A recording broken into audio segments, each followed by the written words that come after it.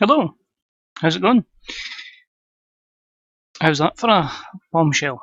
Straight in, boom. Chris Jericho will not be able to re-sign. One, he's already away, obviously to go on tour with Fozzy, but because he's been in trouble with the law before, he would break a rule, an owner goal, meaning that we cannot re-sign Chris Jericho. So, the previous desire to job him out just became a bit more significant. Setting everything up, making sure we're good to go. Didn't even have my headset plugged in. That's how much I was keen to get streaming and let people see the news that Chris Jericho is a goner. So, what I can say is we should have a few streams over the next couple of days, next week or so, next 2 weeks. I'm off for a wee bit, so no pressure to go to bed early, although fatigue may dictate that. So, the good news is, since we last streamed, I have went ahead and actually planned a few things. So we've got a few things up and coming in terms of the May pay-per-view, in terms of the angles going forward from June. In fact, nope, June's written out as well, perfect. July I had an idea for, so we'll see if we can get that to work. And before we start, as always, obviously I'm not going to give him a contract because there's literally no point. I just want to check in terms of how we're doing in size to see how close we are to national. I want to try and get to national, preferably before I go back to work. Oh. Just double check my screen had the right resolution, that's fine. All good. Come on. There we go. Alright, so just the usual check of the old importance levels. So we'll just be tracking basically Canada and the US. So 57, 43, 48, 43, 47, 45, 54, 57, 47, 35, 35. And then in Canada, 20, 25, 33, 6, 21, 23, 27, because that would be our next region that's obviously going to break through in game. So we'll start off with the road to our May pay-per-view. Did I give it a name? Double or nothing. Do we keep double or nothing?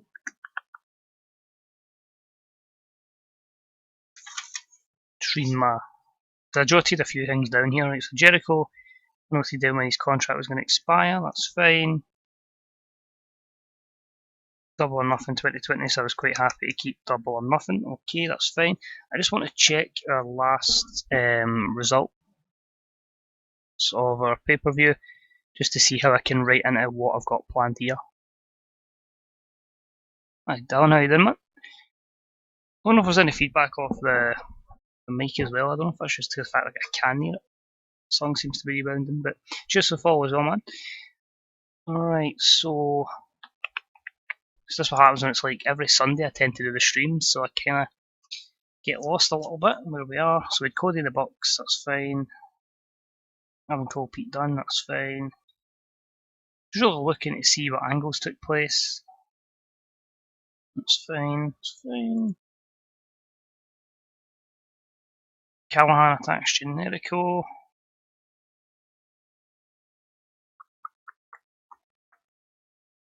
That's fine, yep. Cool. Tackle on CM Punk, that's fine. That's fine. Cool. Just making sure I've got booked for the next pay-per-view, like there's a path I can kind of book into it, so I don't like kind of just put shit together. Alright Jamie, what's happening, man? How's it going?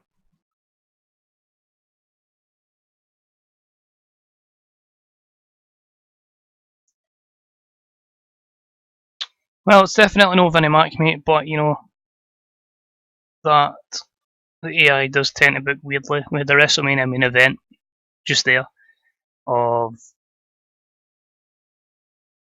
the Big Show and Seth Rollins. Your WWE champs. I don't think there's actually too many that are actually different. Company Wars, WWE. Kofi still champ. Tony Nese is still champ. Brian Kendrick, IC, Club, Carmella, Daniel Bryan, and Rowan. Sonya Deville, Humberto Carrillo, the Iconics, and Seth Rollins is still champion a year-long reign. Our first game at home is not until the 19th, so I've got another 12 days to wait. Which is shakes. It's like 3 days before I go back to work, but it's just a shame that our first game's like way down in Dumfries, so you know, fuck that for carry on.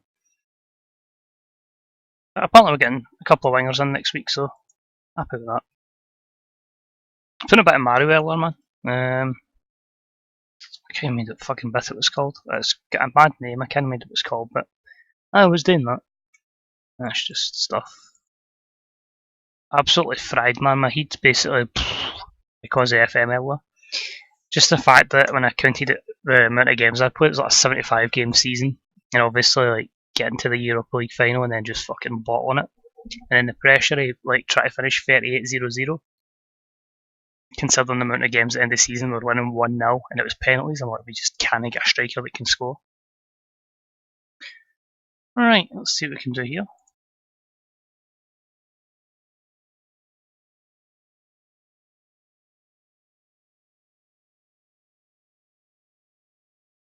No, still gets you back to the FIP, mate, innit? Are both of you playing on Tuesday night? Like Rangers and Celtic? Alright. So, I am going to have a main event of Cody against Ray Phoenix.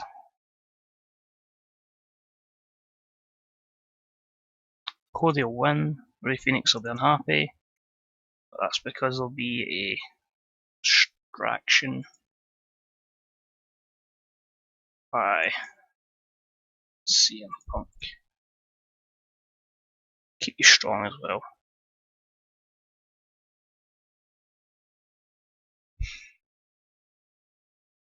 Oh, that's not bad. I'll see if I maybe watch both. You need to use the joystick as a mouse and it's brutal to navigate. Oh, that's cool. It was weird getting used to playing the Switch again, like on the telly. So I just used the Wii controller bit to get and slap my two Joy-Cons in. So because I was trying to like walk about in Mario, and I was like, oh, what the hell is going on here? But just like because I get more time to just sit down the stair, I'm playing a bit of that just to get me ticking through a Sword and Shield at the tail end of the year. Cheers, Chris, for the host, man. Much appreciated. Yes, we've got John Moxley. John Moxley is the main champ. He's the AEW Heavyweight Champion. Dream Champion is Miro, the former Rusev. The Junior Champion is Sammy Guevara. The Tag Champions are The Addiction. And the Women's Champion is Lexi, formerly known as Alexa Bliss. That's some hell of an emojis, that's for sure, Chris. See, I want to buy, like, I'm not worried. I've also bought Crash Team Racing, and I've obviously bought F1. So that's kind of like my games for the summer, probably until FIFA and NBA, and then that'll be me until I don't know what.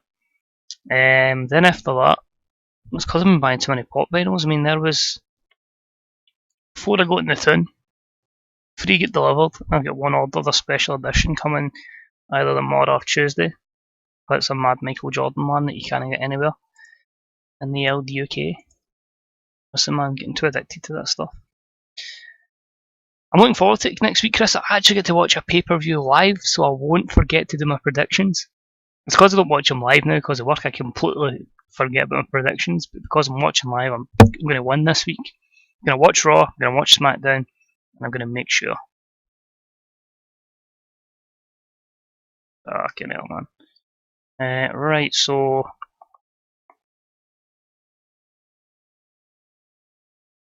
I want to go actually a 2v2.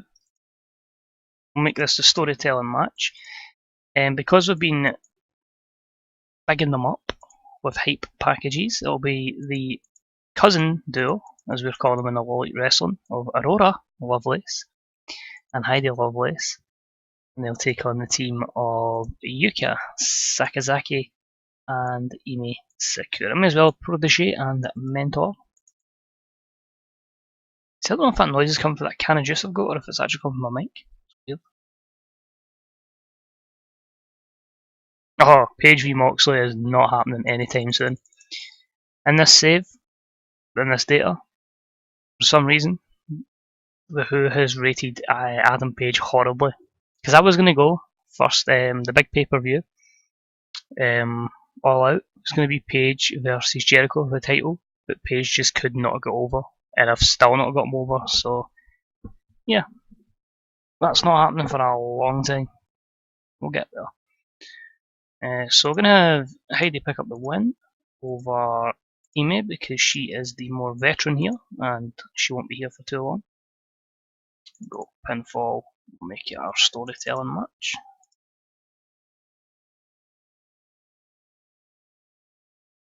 Well, he's had his surgery now, so I expect they should be back playing. Well, it depends. A lot of people are saying January, some people are saying October. I reckon we'll get a good 2 months out of him. Gets us the winner in the cup final against Celtic to end the quadruple treadle in the cup. It's still a bit of Fred Cup, aye. As they keep changing fucking names of these cup competitions, man, the way that Challenge Cup went. It'll probably expect us we're going to sell him in January. I know a contract offer was made to make him our best paid player, basically just to protect our interest, ensuring that, like, here we'll sell you, but it has to be for the same price we've got to sell him. What I'm interested to see though is it seems the pathway that he was given at Norwich, obviously we know Turnbull rejected Norwich for first team football, but that pathway is the same pathway they've pretty much given Aidan Fitzpatrick. I'm intrigued to see how he does, because anytime I've seen him on that BBC Scotland, fair enough, Celtic Thistle are absolutely dog shite, but he's pretty decent, man, good wee player. I'm intrigued to see how he does. I know, see what I was thinking as well, surely the top that he was in, surely that must be worth something. You know what I mean? Somebody's got that and put it in eBay. Somebody's missing a trick there, that's for sure. Opener, Marco Stunt, and I want, in fact, actually, I need to build this angle over. So Sean Spears against Angelico.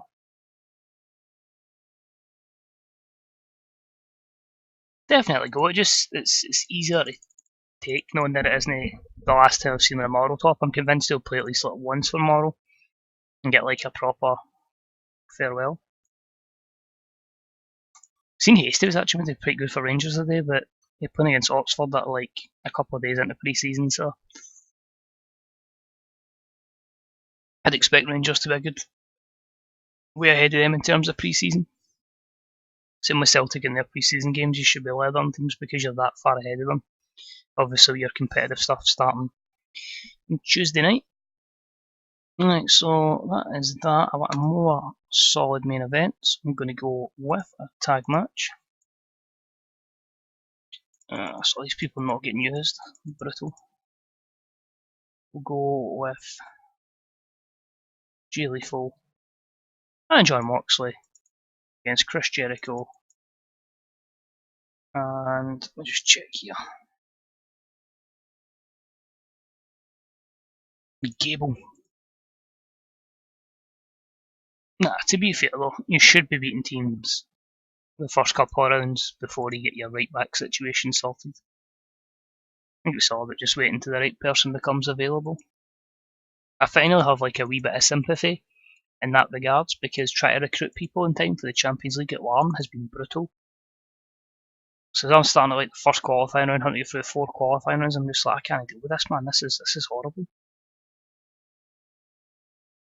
Try to get everybody in time, and then you're only allowed like one replacement, or the whatever it is, a wild card or whatever. The whole way around.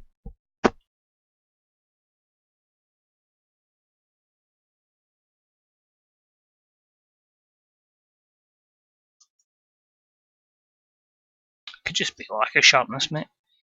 Jericho, Lethal, and Mox.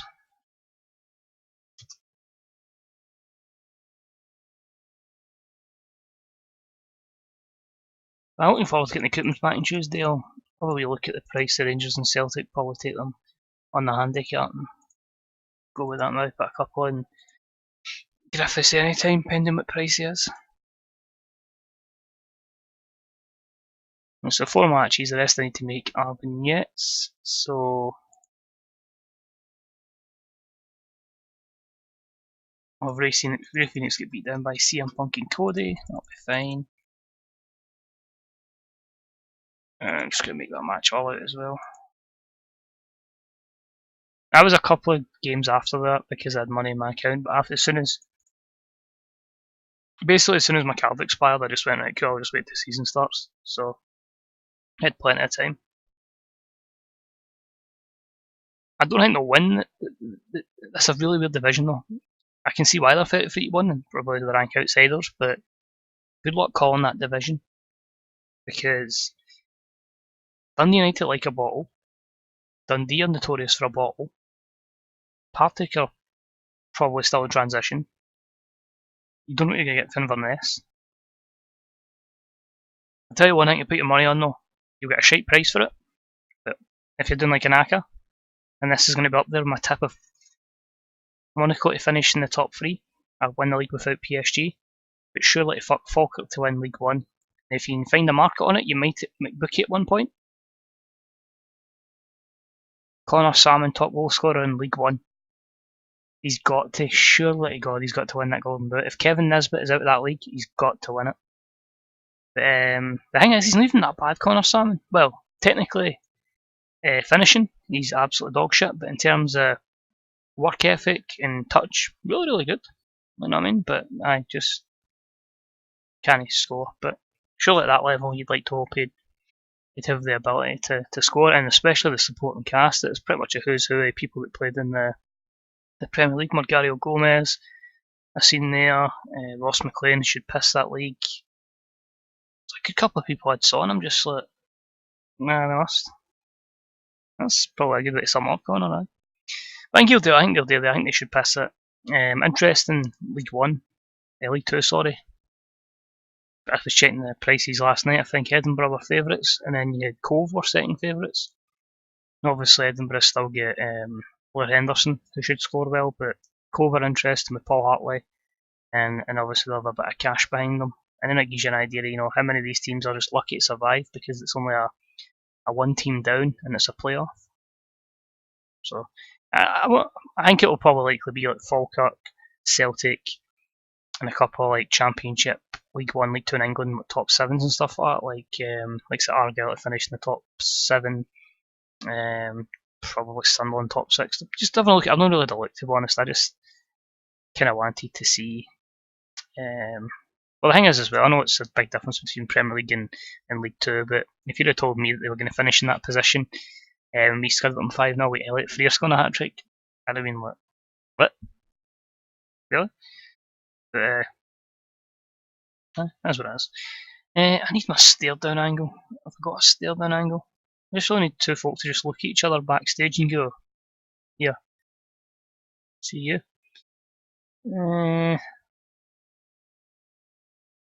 Is there any feedback coming for this mic, by the way? Because all I can hear is like it sounds like cans getting hot in the background, and it's fucking annoying me. I don't know what you can hear.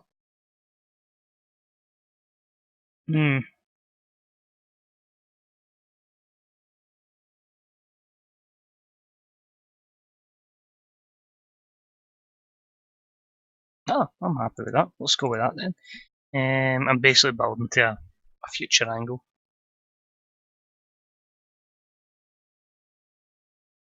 That's fine. So I want two people sitting in the crowd. Adam Cole and Kyle O'Reilly. Perfect. Ormy, thank you very much, buddy. I think it's just because I've got a couple of cans next to me and that's what it is. Man loves his Dr. Pepper, that's for sure. So, the plan here is obviously planting the seeds. Oh, I see. The thing is, like, there's FM View threads, and I always have like the pure nostalgia. They like my forum life before FM View. But I was just thinking the other day. I think it was Rival Manager. It's like years and years ago, man. And we used to have a thing where we just like have a spam thread after midnight, and just talk so much shit. Pau Hernandez, I remember. Not Brett Hogan, of course.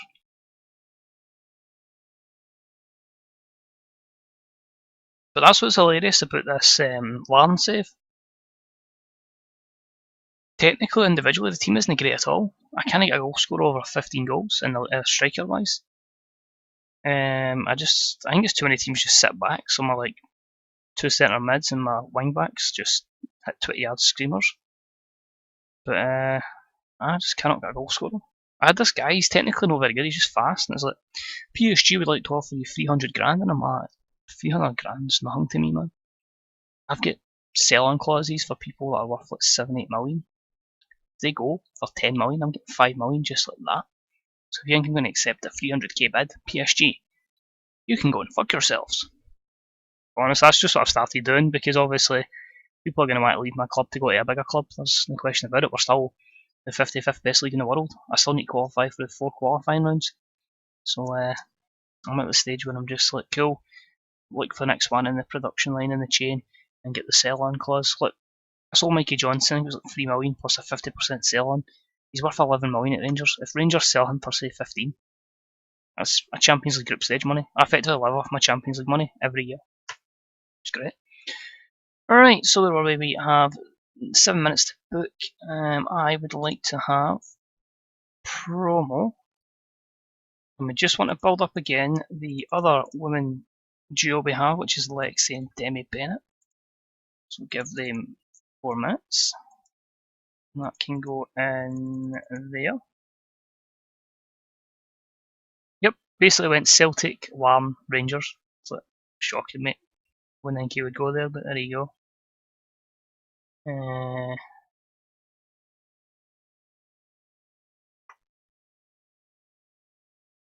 try to think as well. I need to keep certain people happy, so we'll give just a promo for the Addictions. So that is Christopher Daniels, and that's Frankie Kazarian, and I'll give them 3 minutes. Shoot, 65. Perfect. Right, so in this show, I've got the road to 2 matches at the next pay-per-view, at Double or Nothing 2020, and heading towards 1 angle at the next event. So yeah, we'll just find a location to book it. Do we go in the southwest? Where have we not been in a while? Well, I've not been in the southeast. Fuck it, we'll go there. Get a nice 5,000 fans.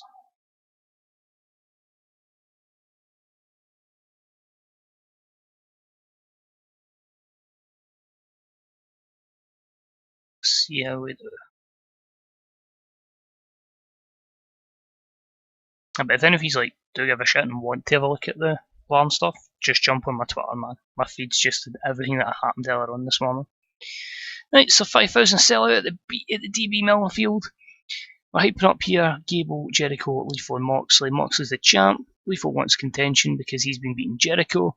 Gable thinks he wants a chance. So, why don't we build up to a potential match down the line? I think we're going here. But it sets up our main event, a tag match.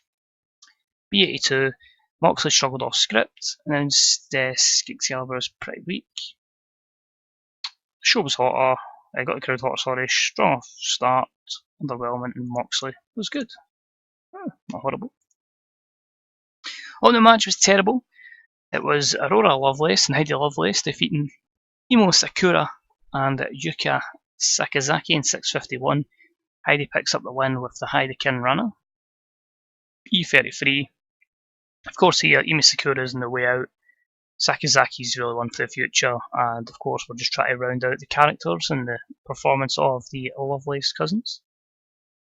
See, I always get dead sad, basically, because my Facebook memories always has all the FM screenshots, and I saw right at home when I saw that Man U team, and I saw the Moral Champions League team was quite recently. I was like, oh, Good times. But that's decent. Our women's division is going to take a lot of transition because you're obviously dealing half pop and half performance, and obviously not as rated as Highland in this mod, and overness wise, a long way to go.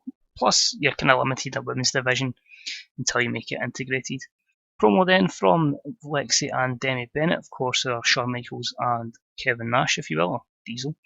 A D44, Demi Bennett is getting better gimmick.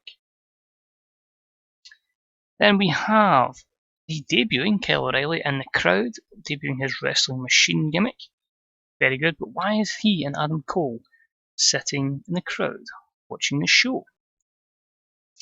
They are taking on a matchup that saw Shawn Spears defeat Angelico in 7:46 with a reverse Death Valley driver.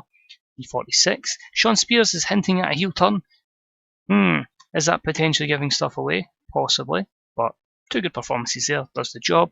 Only thing they've released, Jamie, is this whole FIFA Street type mod type thing where it basically 1v1, 2v2, 3v3, etc.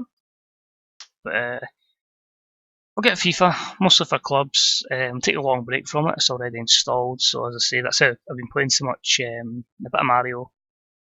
Basically, what I'm doing as well is I'm streaming just now because when it gets to about 11 or something, I'm probably going to get an F1 race. Do Austria in my career mod. I'm enjoying that. But C-56 for the Addiction promo. Daniel's is kind of questioning, maybe you should go a singles route. Who knows? About that had good wrestling and a decent reaction from the crowd. Cody defeated Rey Fenix in 11:46. A Silver Spoon DDT following distraction from CM Punk. Only a C59 because we had to obviously protect Rey Fenix. Fenix was off his game, so that would have hampered it as well. Got the crowd buzzing though, but you really hope they should be doing better than that in a light match. Good job he didn't make it main event. After the match, Punk and Cody attacked Rey Fenix. Performance Punk was good, Cody performed poorly, and the crowd are hotter again, so hopefully, if they're really buzzing, we can get a great main event. But CM Punk, Cody, Rey Fenix, Penta, it's a happening. And the main event, and about the hard, great wrestling and good heat. Jay Lethal and John Moxley defeat Jericho and Gable. 10:08 when Moxley defeats Jericho with a hook and ladder. We are jobbing Chris Jericho out. B77. Moxley with the best performance. Gable with the weakest, but we are building him up slowly but surely. End the show with a solid B-72. And as per usual, it does increase our pop in the 18 regions that we broadcast our show. So I just need to look in. We are starting to build that. We are towards that. So still plenty I need to do and put together, but we'll book them over certain shows. So some wrestlers will miss some episodes of Dynamite just to make sure we get other programs over.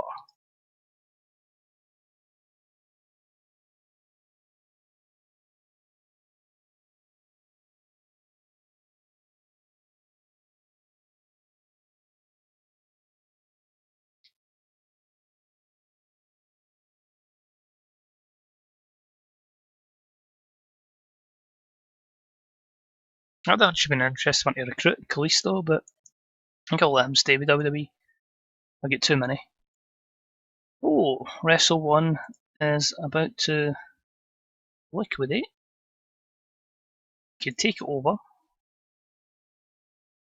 There's a lot of debt. And if we did take them over, we would just gain their. In fact, they're only over in Kanto.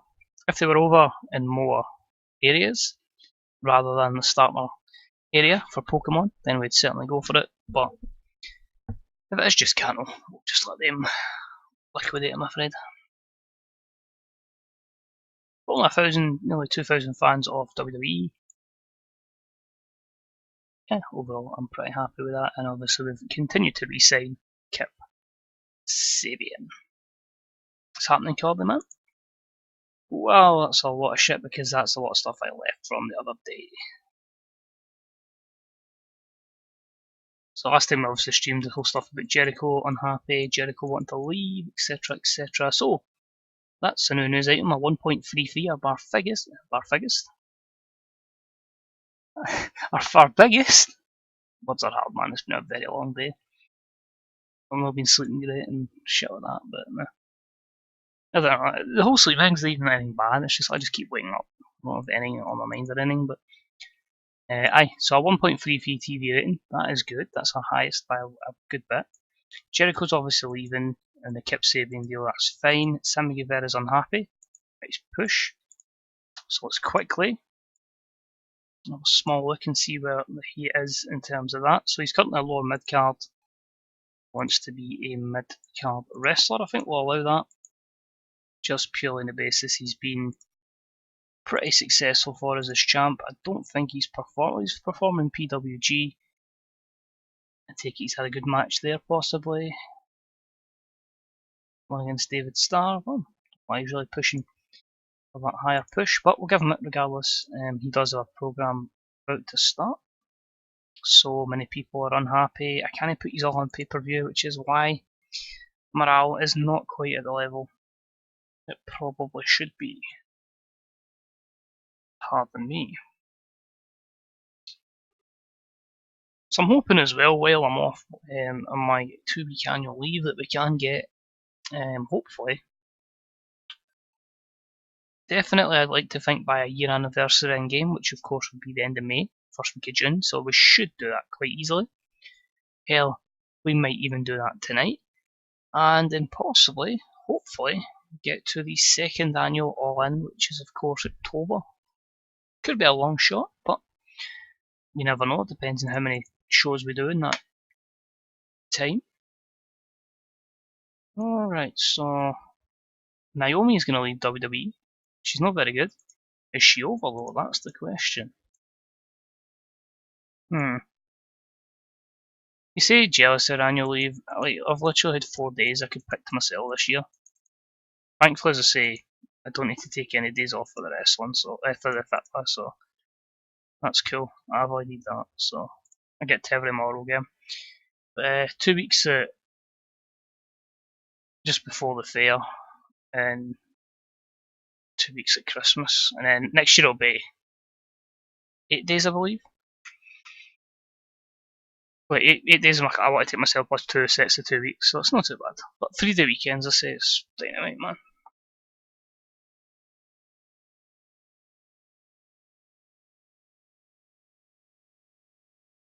That's the thing, like last year, the year came up to here, my days off were day after Rumble, 2 days after Mania, because I wasn't going to be anywhere, so I was like, fine, just give me it for the wrestling, and then I think I took a half day because I had the shits one day. Oh, she's all I wanted to know that. Another half day was a bank holiday because I was moaning I wasn't like aim for like an hour, so I was like, just let me him an hour and I'll just sort it. But that's the thing, like the last place I was in, it would take 2 weeks you had to put a holiday in advance, which for getting to Morrow games was brutal. And then in this place, like you can put it in that day and they'll get it. It's mad. But the last game I missed because of work, and that's really what put me through the edge, was the 4-3 game against Jews. When Molt scored that screamer. And I was just trying to get a holiday, but they wouldn't give me one. But I said, yeah, issues. Unless I go to a game down south, which I'll probably save up holidays for. And just gotta put music on in the background. On my telly, because obviously I don't want this copyright striked. Or muted or anything, because this goes on the old YouTube. Right, on. So I watched our week there, it was quite good.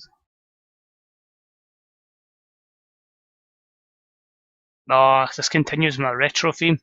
To Lisa's 25 anthems of the 2010s. I've been through this horrible phase where I keep listening to music when I used to go to Steamer all the time. So pretty much any song that was out just before I started talking to Ormy, pretty much. It's just to get mad at it. Right, Andrade, 110% we are going in for this one. My worry is again the overness in Mexico. No, it's pretty even.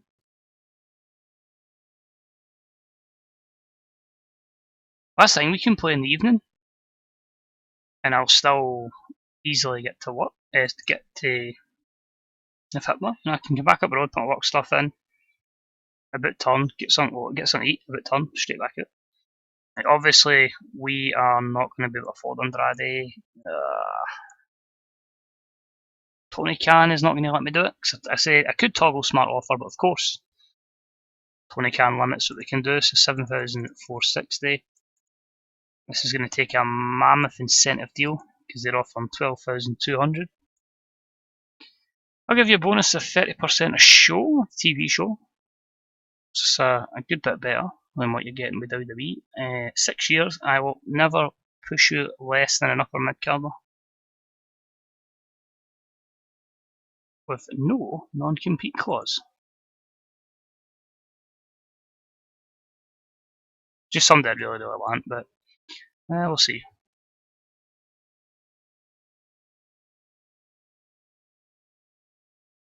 Worst thing is, that's exactly what it was.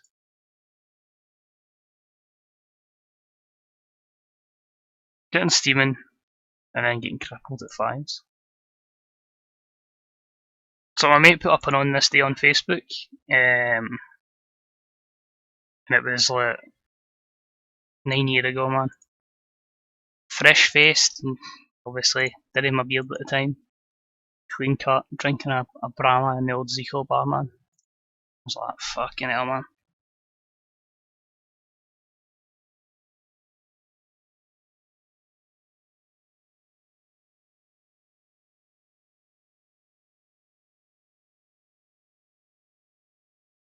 A big John, man. What a character.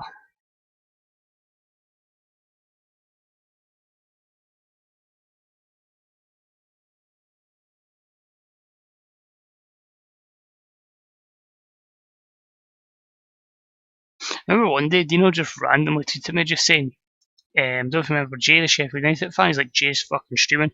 Get watching. I'm just like, what? So Titus Neal's getting released by WWE. That makes some sensible moves. Impact is going to late night. Sasha Banks is on maternity leave. Mandy Rose. Fuck. I was absolutely horrible at Armour, right? Absolutely horrible at it. But by fuck, those days were fun, man, as well. They were really fun. I have never been carried at a game as much as I was carried by Chris Dolman. Chris absolutely fucking carried me at Armour. But it was a whole roleplay aspect. Roger Fedora, man, that's where that was born. Was on Armour. And then obviously I took it to GTA, but it was good times, man. Oh fuck, I remember. Written in the stars, man. Can't you forget?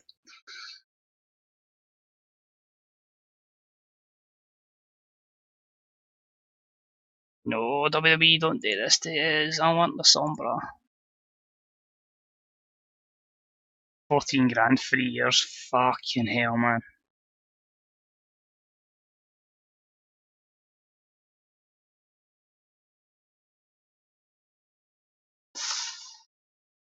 I don't know what else I can offer him. Tony Khan won't let me offer anything more, I don't think.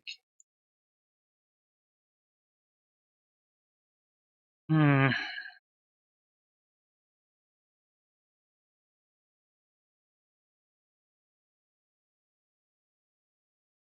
gonna go hiring veto. No.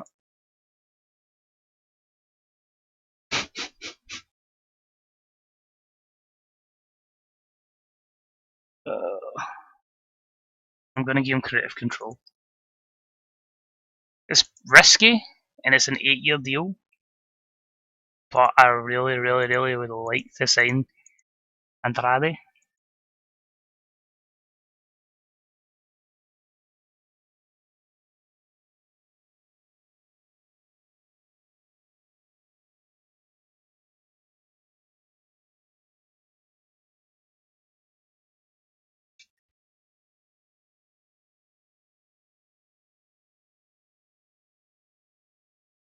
I know the days it used to be just Burnout Paradise races, and it's all serious F1 with strategy, man.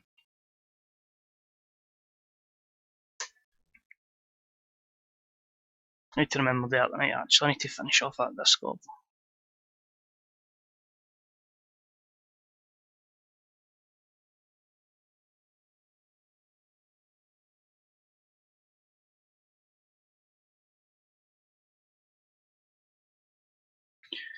Right, that's hopefully promised. Oh, for fuck's sake, AJ Styles is now staying with WWE. The problem is AJ Styles did a movie, so that means well, you wouldn't get to use him for a year or 6 months, I think it is. His popularity is going to go, well, there you go. 99s. He's basically Dwayne Johnson. Would he even speak to us? Okay. Whoa! Can we just appreciate, right? They're offering him 20 grand a month. AJ Styles is valued at 80,000 on a written contract. I think we could possibly win this one quite convincingly because, depending how the AI treat it, I'm going to lowball and I'm going to start. Oh wow. Oh wow. The lowest I can offer him is 68. Whoa. The fuck, AJ? I kind of want to do it just to have a guy that's 100 over. Could put him in any match and it's like, AJ Styles, carries, because obviously he's going to be. Let's go 2-year deal, right? Don't I give you a bonus because you're on a lot. Not lesser than main event. Try a bit more strategy now.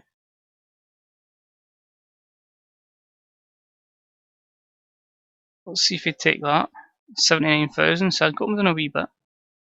I don't think WWE would offer this money, so I think it's pretty much a free run up. Fuck it, Tony Khan. I'm wasting your money. We only make about 79 grand profit, so I'm kind of ruining his money. That's kind of why I've made it a 2-year deal. I didn't want to go to kind of. Oh, no, I can't give too many people like. Fuck's sake, AJ, right? Cool. That's why I made it a 2-year deal if he's starting to break down. But WWE may counter this massively, but it's just, I know he's taking a film, so we miss him for 3 months. That's a big reason to get somebody in. And it's AJ Styles, so somebody that's a bit believable. CM Punk needs a break, that's fine. Oliver Gray, Joe Redmond, that's cool. Jenny, and that's with Shimmer. Cool, he still gets his new contract, fair enough. Okay, news, CM Punk's loan deal ends with New Japan. And Marco Stunt signs a new 1-year deal. Somebody that would get a written deal, should we get a developmental. Well, a better indication of how we're doing in literally in 2 days' time. Once we hit the 1st of June, we get our kind of idea profit margin.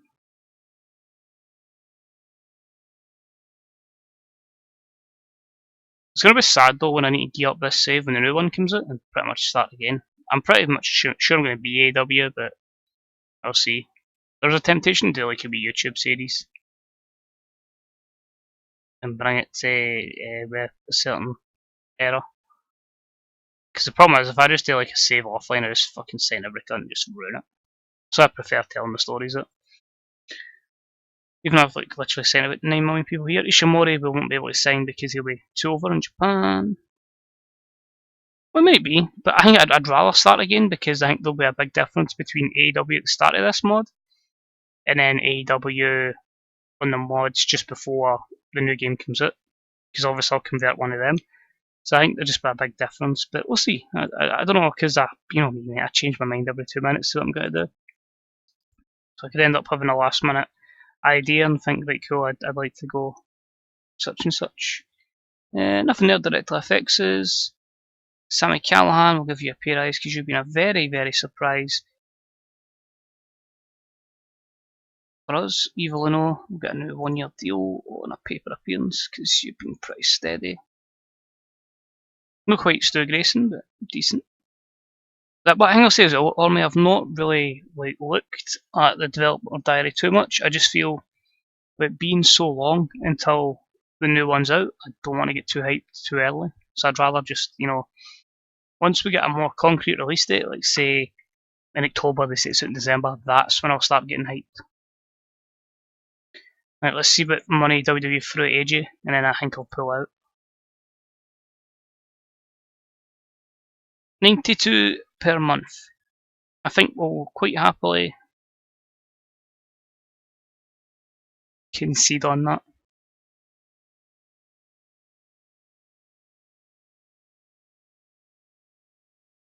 I could get him, but I don't want to be paying 94, 95,000 a month on a guy that's 41.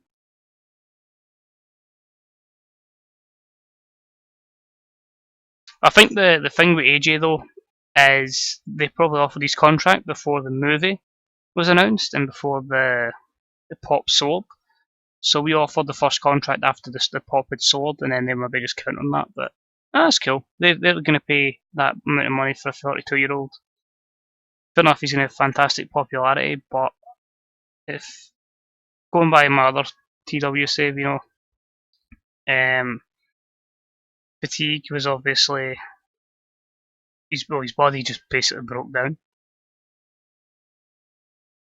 And then, he's a yellow body as well, so he is breaking down a little bit, the physical decline.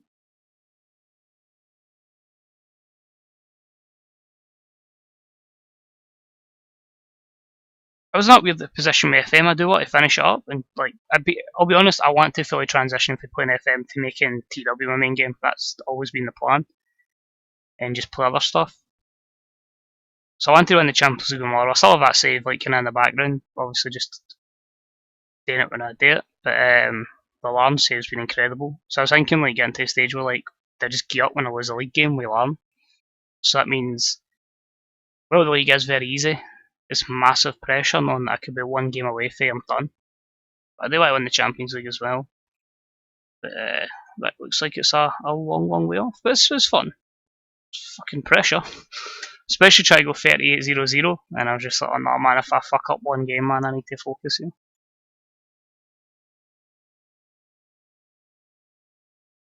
That's the thing. Maybe all will be the same, but sometimes you just need a break for it to rediscover the passion.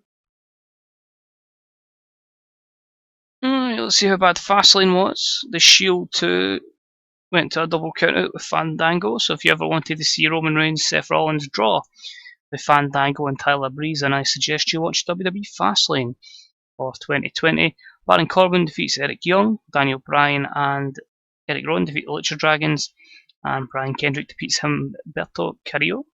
Sonya Deville defeats Naomi, Carmella defeats Dana Brooke, Mandy Rose and Natalya. Tony Nese defeats Drew Gulak, Lindsay Dorado and Bobby Fish.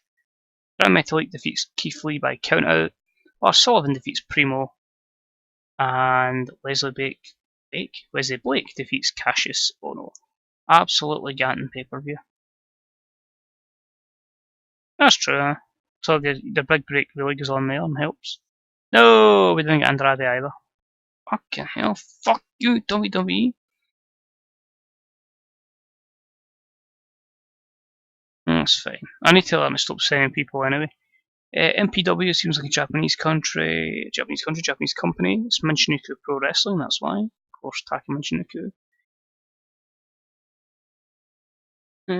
Size. Another version of Japan, another region of Japan to give to me.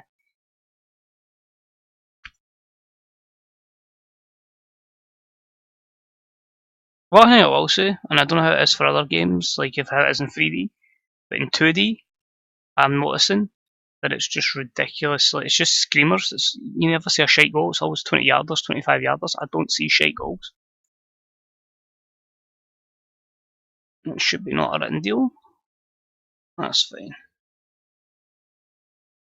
Right, so Alistair Black is in, or Tommy End as will now be known. ITV I don't think will extend with this. Fight TV will be letting go anyway. So if I just quickly jump into my broadcasting. So Fight TV, as I say, will let go because the difference between that and the Bright House Network is quite a considerable amount. ITV box office not interested, so we will lose our broadcasts in. Well, so that's why I'm happy I'm managing Northern Ireland and not 2 tin pot to have that. So I just get it in the Champions League and go, oh, I forgot about this. I used to have always in 3D, but this year just 2D's been just nice and faster. So good news is we did make 136 grand profit, which in comparison to last month is down. but last month we did have 2 pay-per-views. So in terms of our 1 month pay-per-views, yeah, steady ascend is good. But more money, sponsors, TV revenues about the same.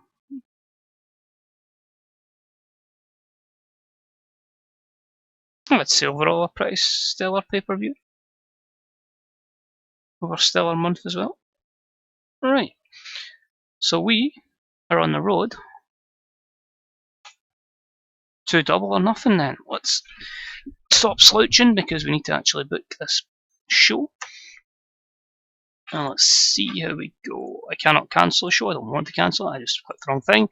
More tips here on psychology for Yuka Sakazaki. Alright, so what we're going to build up here is we are going to have a hype angle. It is going to be a 2v2, so 4-person one. And we are just building up to that match at Double or Nothing, which is going to see CM Punk and Cody against Rey Fenix and Penta. Hopefully they don't struggle too much with English, but I'm hoping Punk and Cody can carry that, so that will be our opening segment. That will lead us into a spectacular main event match that I want to see hopefully pull a good rating and get someone over.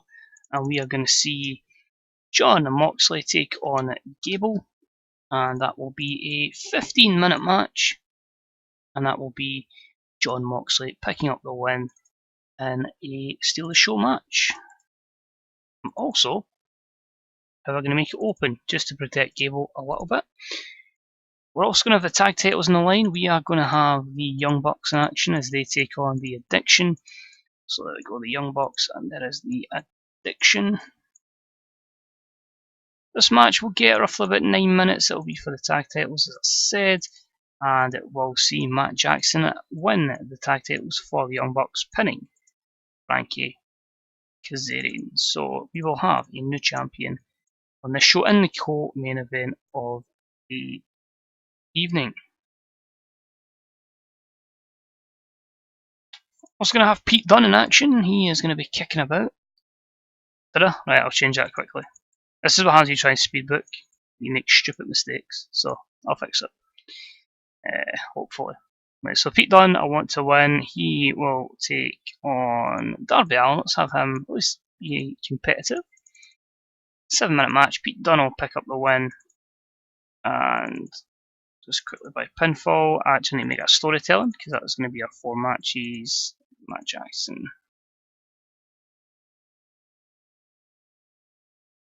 There we go. Thanks, Chris. Well, that's the thing, like, I don't know if you remember Dom Hodgson, but he convinced him to buy it, and literally within, like, a month, he had Chris Jericho losing to Mitch the Potted Plant. Yep, so that happens. Okay, so I'm going to have a promo in before the tag match, and that is going to be a request for a rematch, and that is going to be Sami Callihan wanting El Generico, so they can have a stipulation match at Double or Nothing. We are going to have an authority angle, where authority will book a 1v1 match for the event as well, and that will be Mick Foley booking a match right here on twitch.tv as he books Athena against Lexi for the Women's Championship at the Double or Nothing pay-per-view. So there we go, booking those matches like quick. We still have 30 minutes we could potentially get as an angle.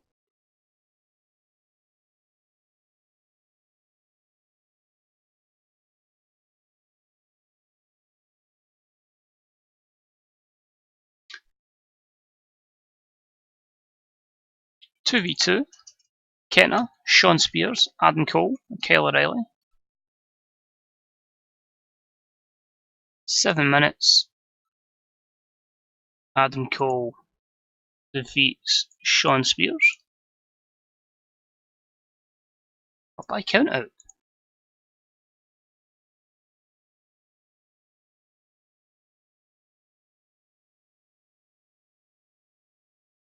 Then a heated confrontation between Sean Spears and Kenta.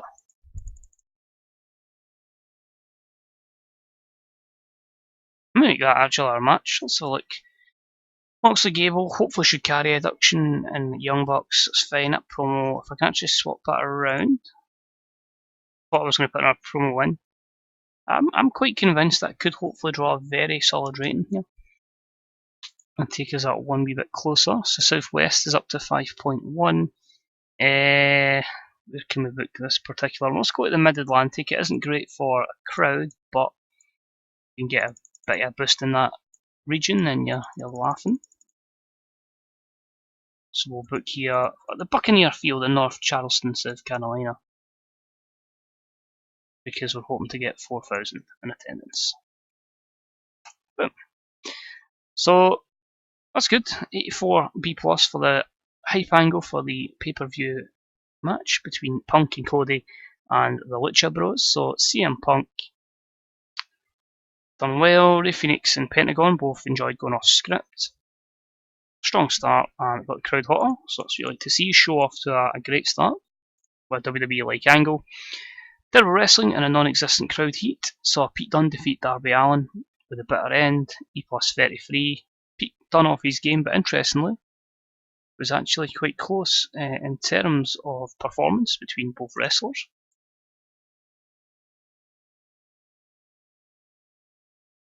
And a bout that had decent wrestling but little heat, Adam Cole and Kyle O'Reilly defeat Kent and Shawn Spears in 6:35 when Shawn Spears was counted out. Adam Cole carried the match and also had great chemistry with Kyle O'Reilly. 42 for Spears, 47 for Kenta.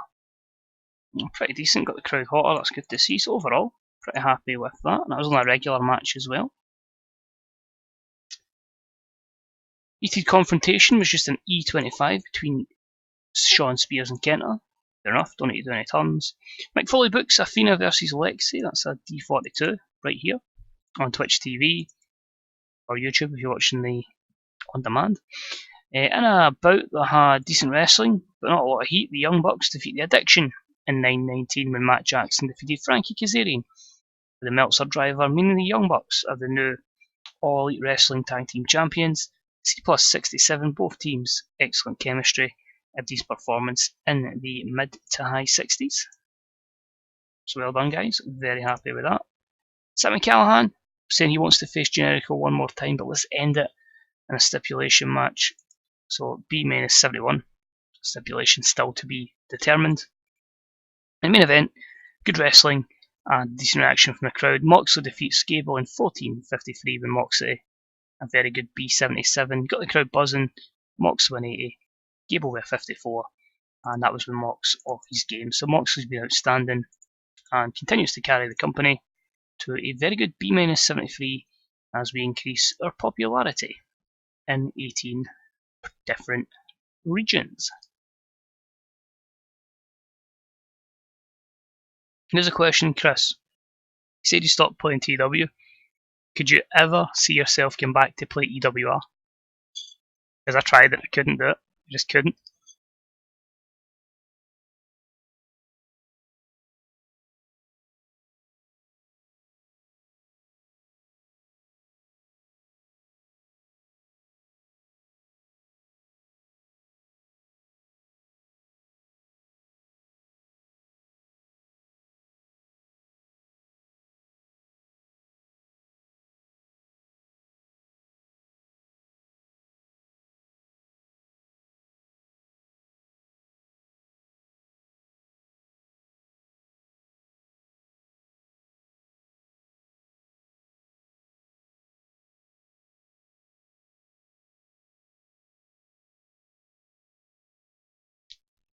It's hard to get that perfect balance in it. Let's see. So Mandy Rose has re-signed with WWE. Bret Hart's retiring, he's leaving the business. Interesting if that does happen in a new one. Marufuji wins something at Pro Wrestling Noah. Raw was 6,714. El Lindeman's hurt, so that's a sprained RCL.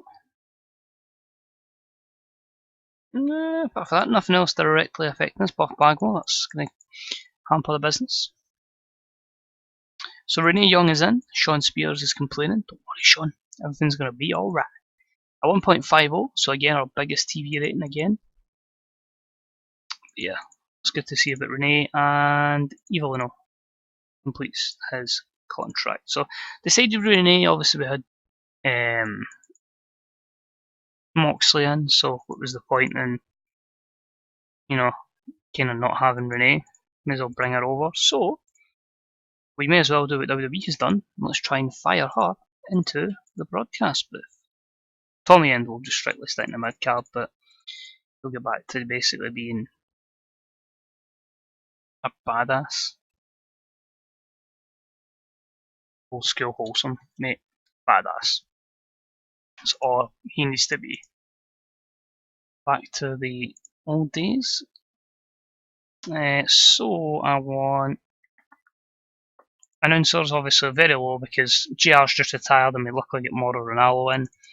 So we will add in Renee Young to our broadcast team and she will debut next week. I just felt we had Mox, so why not bring her in?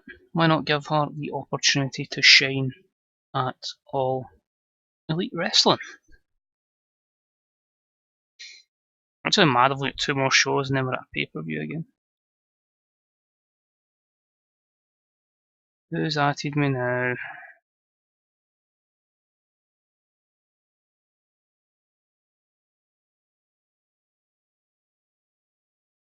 Ah.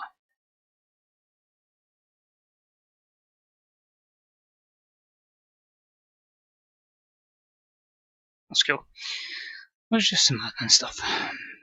Epico. Oh.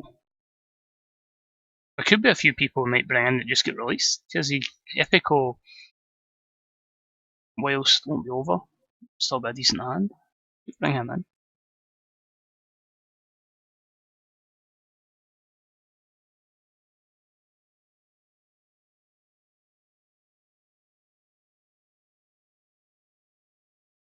Go with that.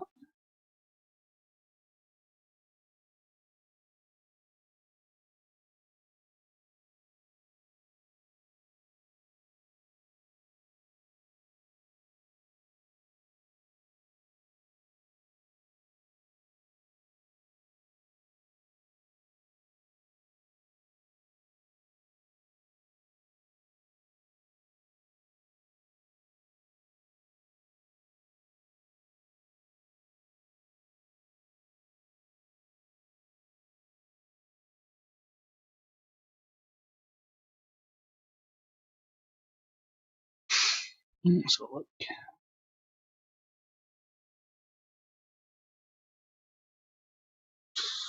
Big contract there.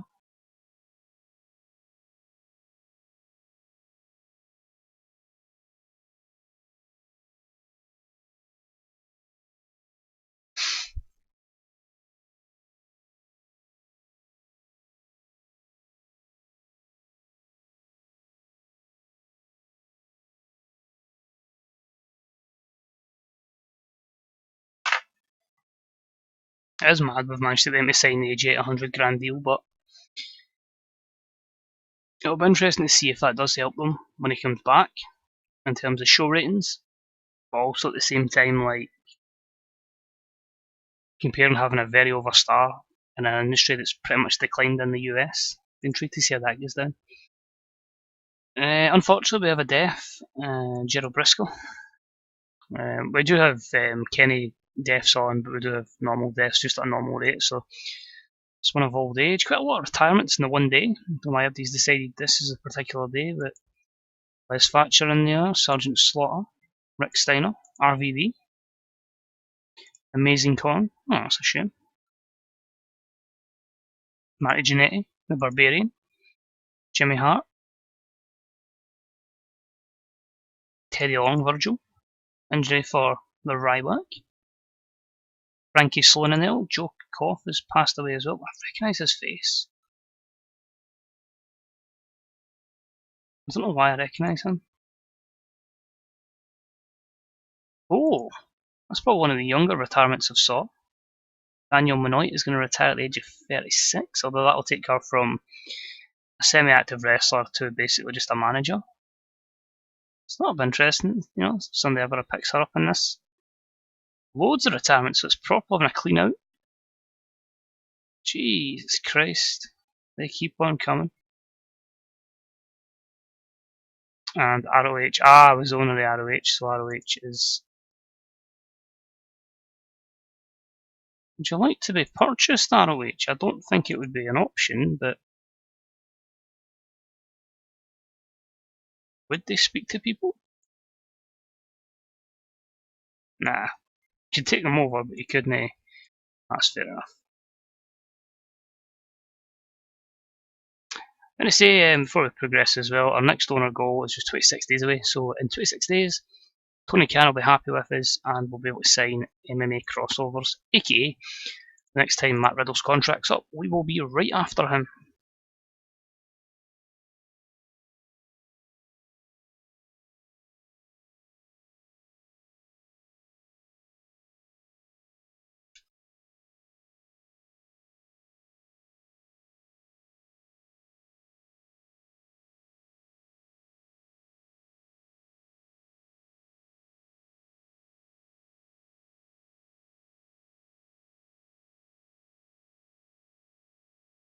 Good luck, sir. That's why I backdated a lot of FM, so I could just sit and play other stuff. But this is why I've kind of went to streaming TW, because it was just constant record, and I'd rather just chill and book. So enjoy the rest of your evening, buddy. Oh, sorry, I should say enjoy your afternoon over there, and then your evening when it happens. Getting the time difference. Right, so Scott Armstrong's passed away. Danny Davis is retired.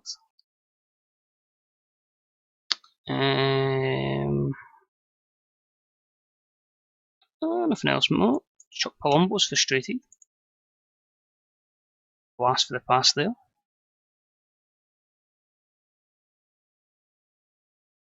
See you soon, man. Take it easy.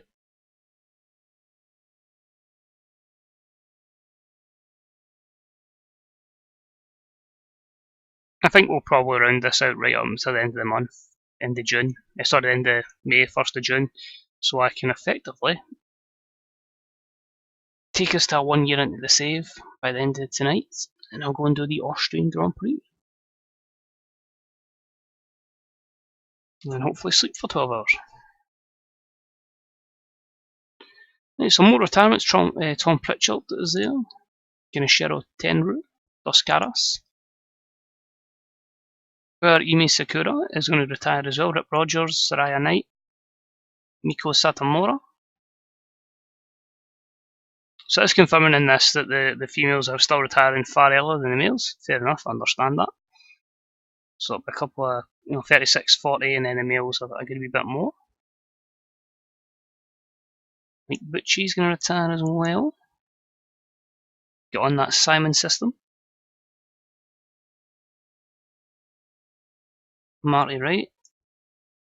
Boogeyman retiring.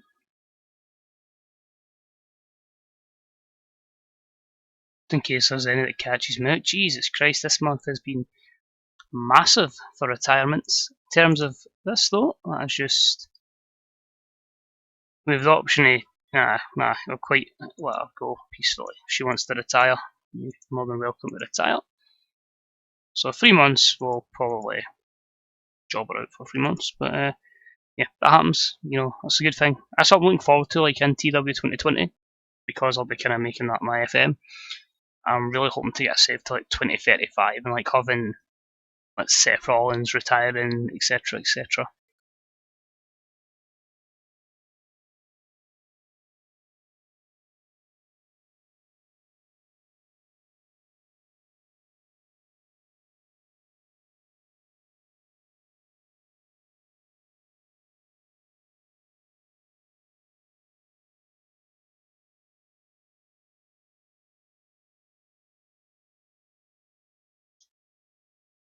A couple more retirements. Dragon Lee 2. That is the actual Dragon Lee. That's really good right now.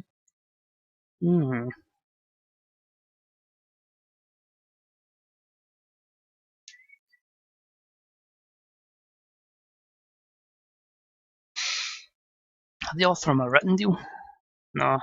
He might be somebody we see in at one point when we can be a bit more aggressive financially. That's cool, it's cool, it's cool. Charlotte Flair is here. Ashley Flair is here.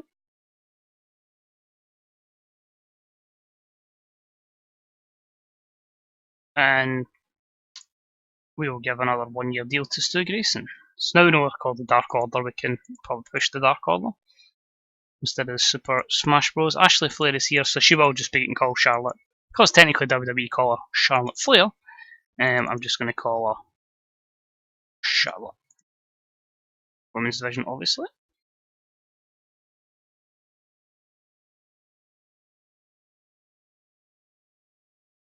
So technically you're copying her WWE name, but not overly.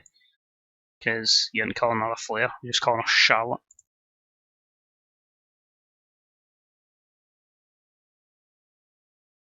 She would be babyface, so that's fine.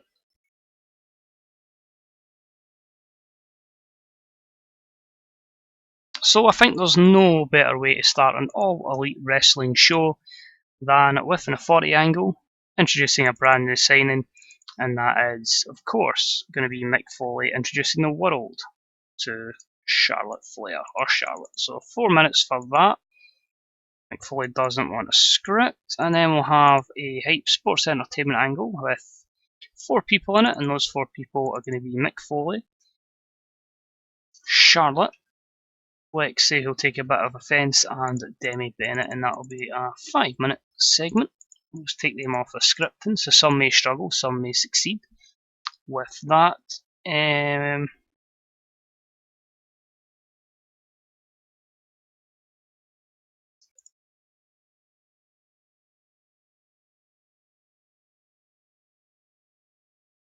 to have Kenta take on Darby Allin. Sorry, Darby Allin, to put you in that kind of position, but you are going to be losing again.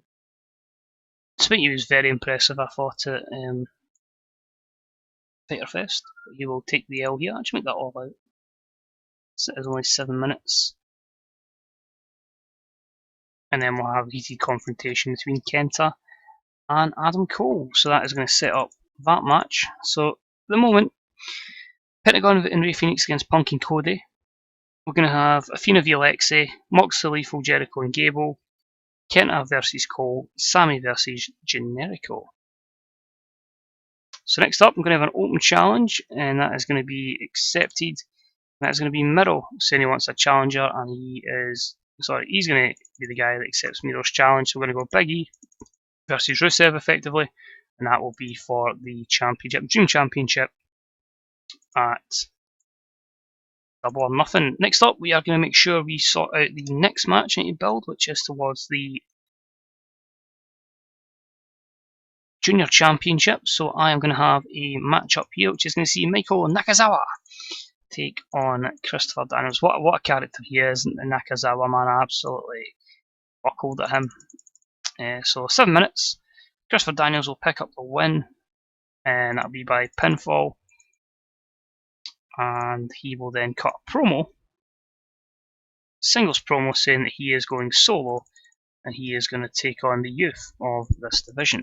So 4 minutes promo for Daniels. So we need more matches. We will then have Pete Dunne in action after his victory last week, and Pete Dunne will take on Gable. This matchup's going to take on about 12 minutes. And basically we are going to have Gable win by pinfall, and that is due to a distraction from Kevin Steen. He's going to be pissed off at Pete Dunne, and Kevin Steen is going to pick up the win. Pete Dunne is going to take the loss to Gable, and that gives us an 8-minute main event, which is going to be, just to make sure it's as stellar as it can be, exclude people that are booked, get the lower card away. It's going to be CM Punk, Cody and John Moxley taking on Chris Jericho and the Lucha Brothers.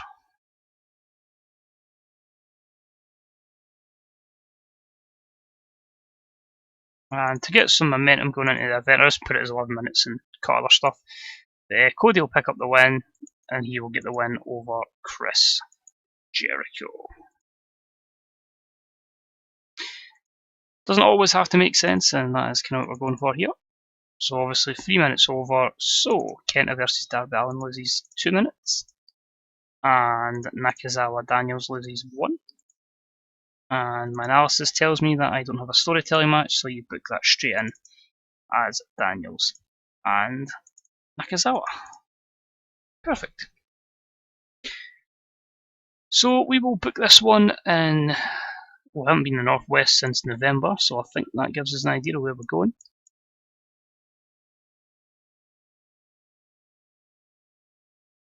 And it'll be in the PK Park in Eugene, Oregon. Let's see how we do this is more, try to book as much of the card as possible. So we go, Mick Foley announces then that Charlotte is in All Elite Wrestling with a D plus 52.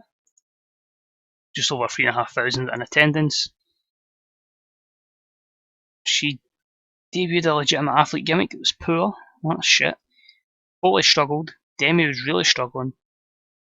Poor performance for her, but it did get the crowd hotter. I'd love to see that match in real life, by the way. Rhea Ripley and Charlotte Flair, I think that could be an amazing matchup. Kenta defeats Darby Allin with a GTS, that gets a D42, got the crowd buzzing. 44 in comparison to a 30. Kenta and Adam Cole have a heated confrontation but don't come to blows, that was a D minus 38. And E says that he will be the new Dream Champion by beating Miro in a C59, that also got the crowd hotter. Oh, he's using painkillers, uh-oh. Terrible matchup, Christopher Daniels defeated Michael Nakazawa, the best moonsault ever, a D45. Much better performance from Daniels, although they didn't seem to click, making it a awkward bout. Both guys struggling with declining physical ability. And Daniels cutting a promo saying he's going to go solo, go for that junior championship. Because it is junior as in junior weight, lightweight, so he'll be competing in there. Hopefully just really help our younger talents develop. That's a C64.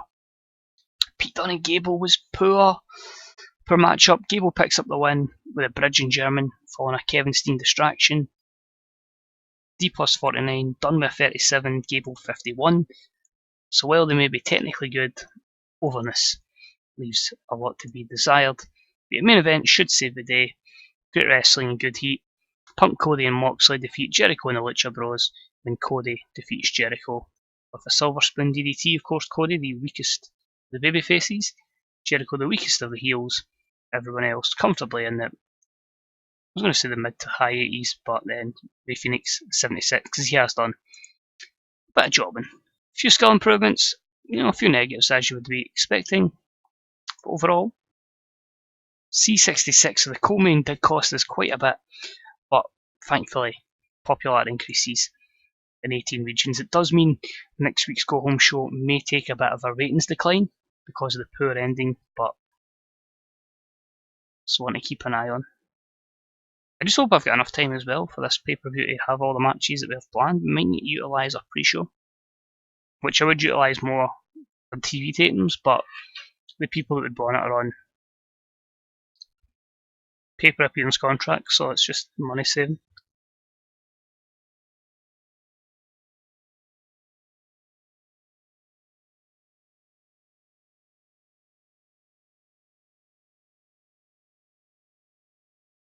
Be a lot interesting what the plan is going forward. So, Double or Nothing is the main event. We'll have our June event, which I don't know what I'm going to call it yet, if I'm going to rename it. But July I was thinking of calling it AEW Opportunity Knocks or something like that. Where basically AEW talent, like your MJFs, your Marco Stunts, would all get good matchups against incoming talent. Because they don't need storylines, so it could work. So I might try that. If you think that's a good idea, let me know. Goldberg to retire. Raw got a lot of praise. Oh, Bad Luck Fale versus All Japan. Oh, Trevor Lee's engaged. Amy Lee's out the business.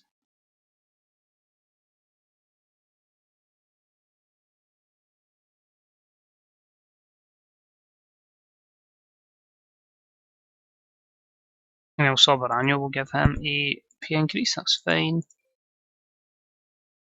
So Adam Cole's muscular, Kenta needs a break, Jericho's still pissed, and a 1.45, so a small decline in the ratings, but pretty good, it's pretty solid heading into our go home show, and then obviously the second version of Double or Nothing.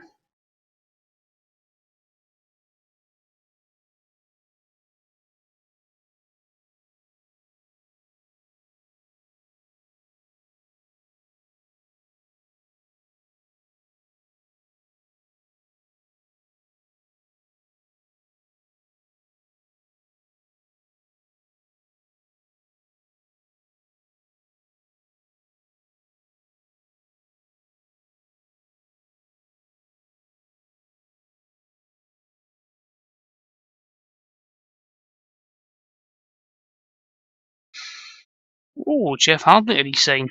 Unfortunately, trouble with the law, so we can't approach that one. Well, that would be somebody we'd maybe chase. Kaz Hayashi is gone. Eric will be on the main roster for WWE. Yeah, pretty quiet.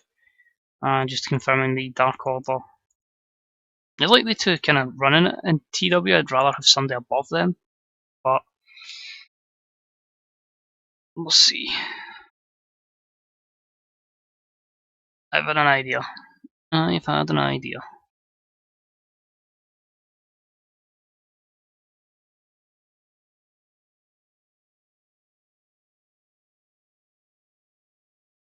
I'm gonna hate myself because I continually seem to book heel stables, and this is going to be no exception. See where I'm going?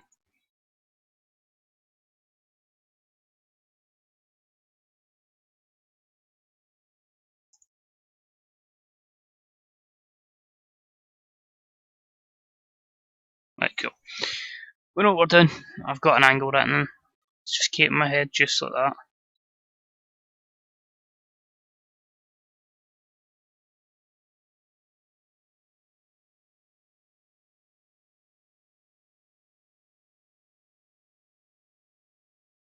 Settings need to slag my.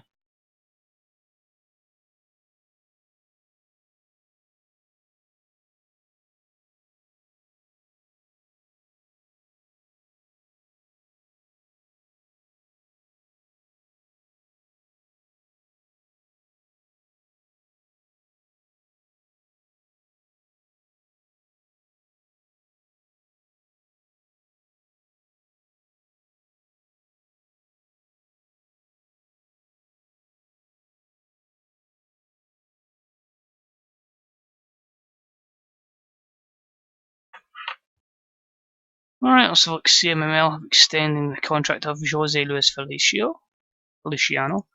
Bob Armstrong's retiring, that's fine. Lex Luger leaves the business, Arthur's retiring. And then just a few shows. Michael Nakazawa. So he obviously done something right against Christopher Daniels because he wants a push. So Michael Nakazawa will go from an enhancement talent all the way up to a lower mid card. So it's putting him in television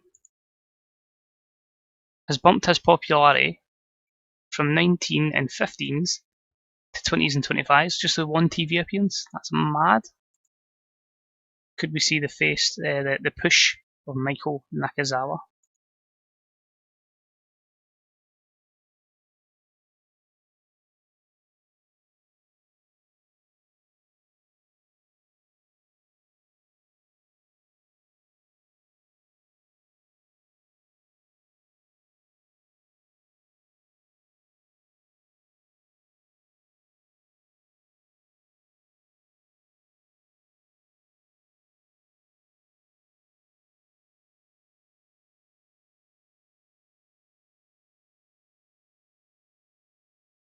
Some more retirements are coming in. One of the older wrestlers passing away again. Ron Killens to retire. Truth, we're losing him as well. Interesting to see what roles he takes up after. You know, if we can maybe bring him in as an agent. Lisa Marie Varon. I'm pretty sure she's retiring shortly, or just has in real life. Will DB to retire? It's basically TNA's Knockouts division back in the day. I'm going to keep Ortiz. See, people like that we can wait on and will eventually possibly sign them. So Penta is now Flabby. And is classified as a regular wrestler. Sadie Gibbs is now a regular wrestler. And that's just the uncleared. Nakazawa news.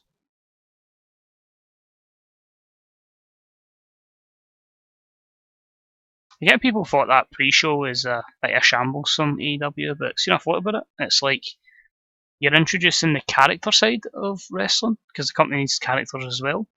So why not put it in your pre-show? So then the main show is just like holy shit, incredible wrestling. So I wasn't too against it. No, so when fans turn and they go, right, what's this Michael Nakazawa? Oh, this is what he's all about. Obviously interesting to see where they go with the librarian gimmick.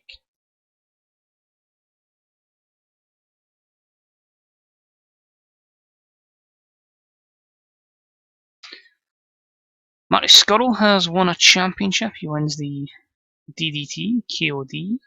Luke Gallows to stay with WWE. I won't be pursuing Gallows. If we never get Anderson, we won't be pursuing Gallows.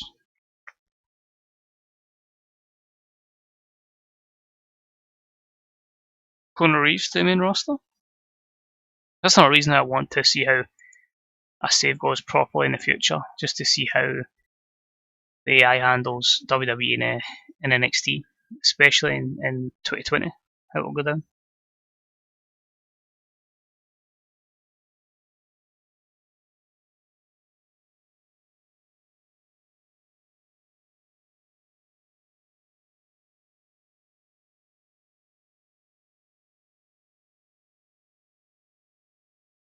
It would be good to have a new interface because I've used the same skin and background pack for God knows how long now, quite a while.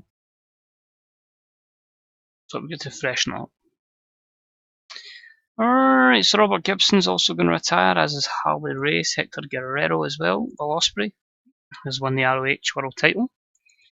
Jerry Jarrett's retiring. So I want to get to the stage as well where a head likes a Ring of Honor and we can start stealing their guys onto written deals. I could technically do it just now, but I'd rather wait till we're ahead of them. And we're in a position to go with two shows. Mustafa Ali is going to evolve into a regular wrestler. A lot more retirements. Jesus Christ, so many. So no one onto Ring of Honor. This is worrying me, the fact I'm still 9th there. The approval rating's still excellent, so that's one thing to keep an eye on as we head to our go home show.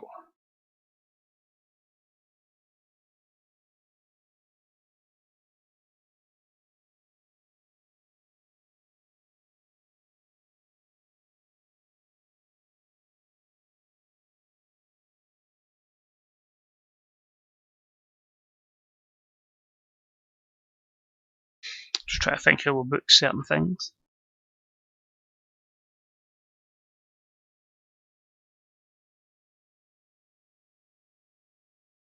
Global Wars was on. Johnny Gargano finally makes the main roster. Brooke Adams is pregnant.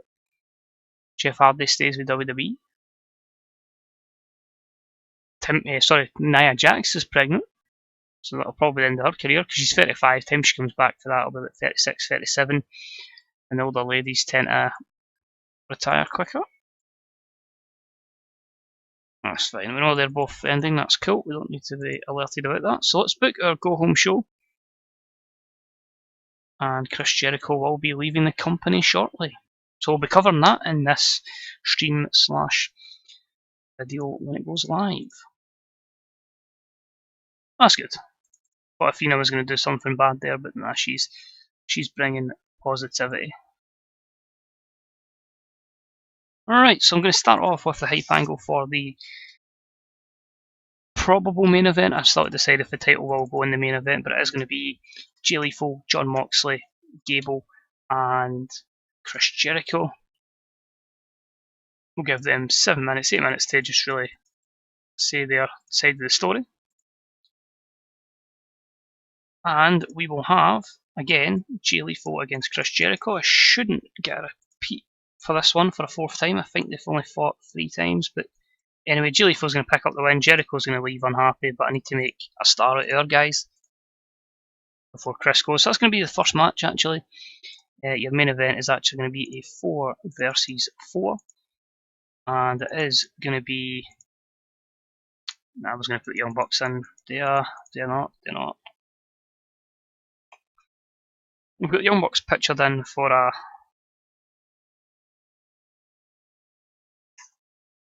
title defence. Yeah, we'll go. So I'm going to have to book an angle to sort this one out, but it is going to be in the main event. It's going to be CM Punk, Cody, Nick Jackson and Matt Jackson, and they'll take on the team of Pentagon Jr., Rey Fenix, Claudio Castagnoli and Roderick Strong. I think that could be an unbelievable 8-man tag. That's going to get a full 14 minutes, and it is going to be a victory for Cody, keep him strong, over Claudio, and up we steal the show. And pinfall. I've got to make my user character look strong since he is one of the main guys in All Elite Wrestling. We will have a 2v2 ET confrontation, and that will just be the stuff between the Young Bucks and Claudio and Roderick. So that sets up that match. So basically,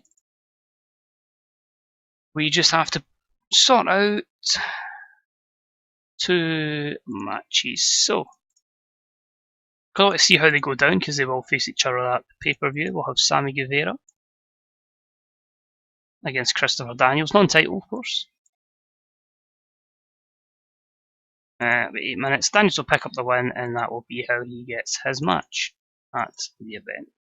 Title doesn't need to be in a line. This is to get a title shot, so that can go in there, and that will go in there. Right. I think everyone else has been set up to a degree, so yeah, we can just put in some good matches. So I'll run down the card at the end of the show. We actually don't have too much time left. We'll have a promo, and that promo can be from Sammy on El Generico, so 5 minutes there. We'll actually have one more match just to get stuff over, and that will be Britt Baker taking on Lexi. 3 minutes, Lexi wins, pinfall, storytelling. So if I can put that in there, and then I will need to do 2 quick angles, so 2 people on commentary, Athena and the debuting Charlotte will be on the commentary team to watch that one. That'll take us to 65. One I think we'll check with Bricks, I've got plans for her as well.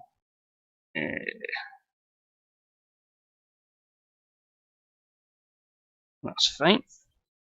You'll see why she's going to turn at one point.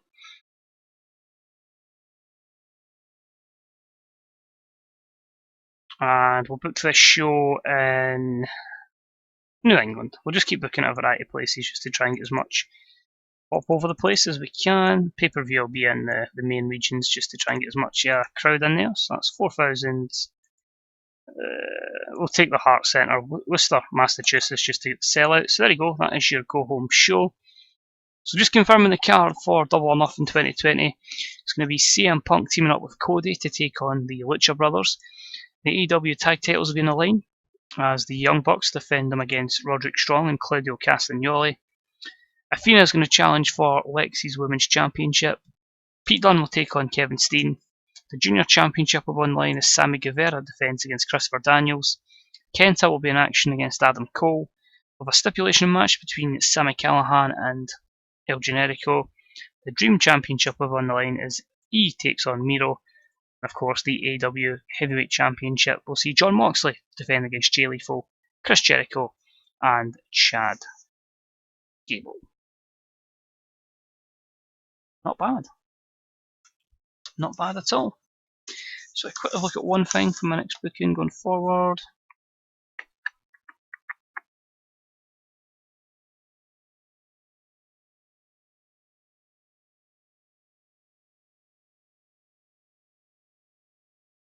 Right, that could seek to change, so that's fine. Right, I just was thinking an angle. So it's the thinking ahead, that's what I'm trying to do, to make sure everything goes solidly at the event. So maybe a bit weaker with this, but we'll see. So title contenders, sell out the Heart Centre and a B plus 87. Gable was poor, Jericho underperformed, but the crowd, great start to the show. Got them hotter, great segment. Lethal picks up the win in opener against Jericho in 10:49 with a Hail to the King, B minus 74, 81 for Lethal and 58 for Chris. So again, just jobbing Jericho the hell out. Confrontation backstage between the Bucks and Castagnoli and Roderick Strong, D44, which will obviously lead to what's coming up. Athena and Flair are down at ringside to do colour commentary, so they're just scouting this match, a D-38 with Athena, getting better at her gimmick. And Lexi defeats Britt Baker in 304 with the Sparkle Splash. So two average wrestlers, but we'll get them there. It's going to take time. Decent wrestling, but not a lot of heat. Chris Daniels defeats Sammy Guevara in 8-12 with Angel's Wings. Much better performance from Sammy Guevara, so he's been a very strong hand for us with a C minus 57. Sammy Callahan's promo on Generico, he just decides it's going to be a ladder match. So ladders will be on the agenda as Sammy Callahan takes on El Generico. That's a C plus 69 in your main event with a B75. Good wrestling, decent reaction from the crowd. Punk, Cody and the Bucks defeat Castagnoli Strong and the Lucha Bros when Cody defeats Castagnoli with the Crossroads. Performance wise, the Bucks were slacking, Cody was slacking, Castagnoli was slacking. But everyone else pretty good. Punk, I'll give Roddy a pass. Phoenix and Penta, just solid. So overall, pretty decent. I think we'll probably end up about a 70. 74 B minus. Sets us up for a stellar pay-per-view and gives us that popularity gain in 14 regions. So it'll be interesting to see what progress we've made since the start of today's stream. So 2 shows to go, the pay-per-view and then next week's go home. And then that'll take us right through to the 1st of June. I'm optimistic. It's been a good month. The pay-per-view can make or break it.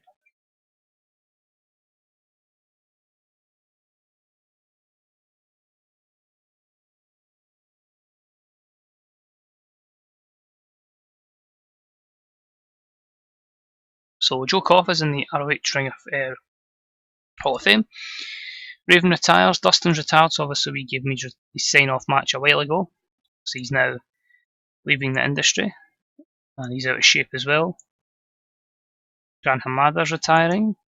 Minoru Suzuki, we've had him in against Moxley in one particular match, so that's good. Before we had any written deals.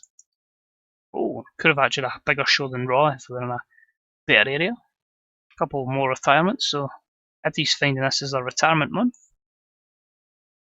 No contracts offered to WWE talent. BJ Whitmer, he's just a road agent. So quite happy just to give him an extension of that. Punk needs a rest. Jericho, well, you're leaving anyway, and a 1.51, another solid TV outing. So hopefully we'll just continue getting fans tracking and watching the show, which is going to help us go forward.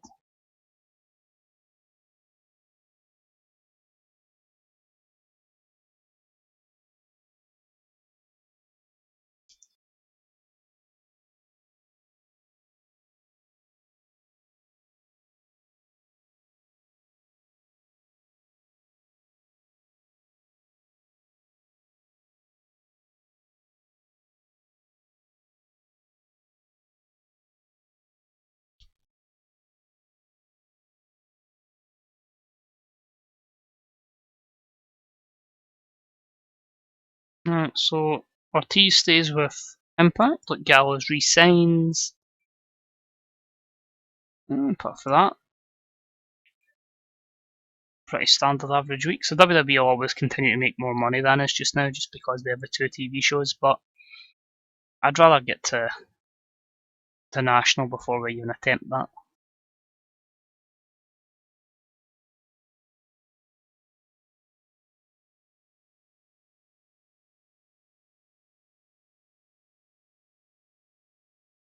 What I need to try and do is branch out in our country. It's actually something I've never done in this TW yet, which is bad because we nearly end its life cycle, but that's kind of been.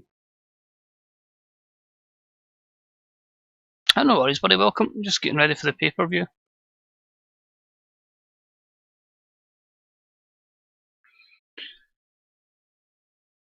As I say, there'll be a few over the next 2 weeks because that's me off on holiday, so get a good time to stream.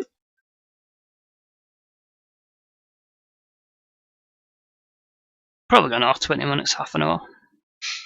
And I'll fire it back up on YouTube once, probably early doors tomorrow.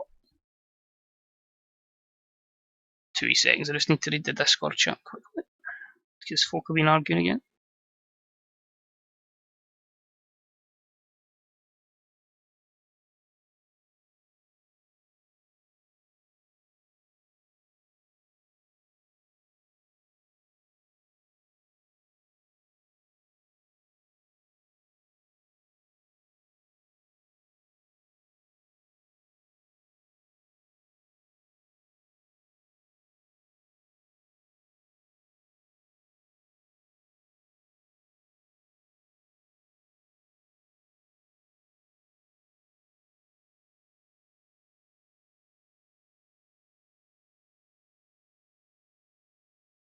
That's stuff to read later.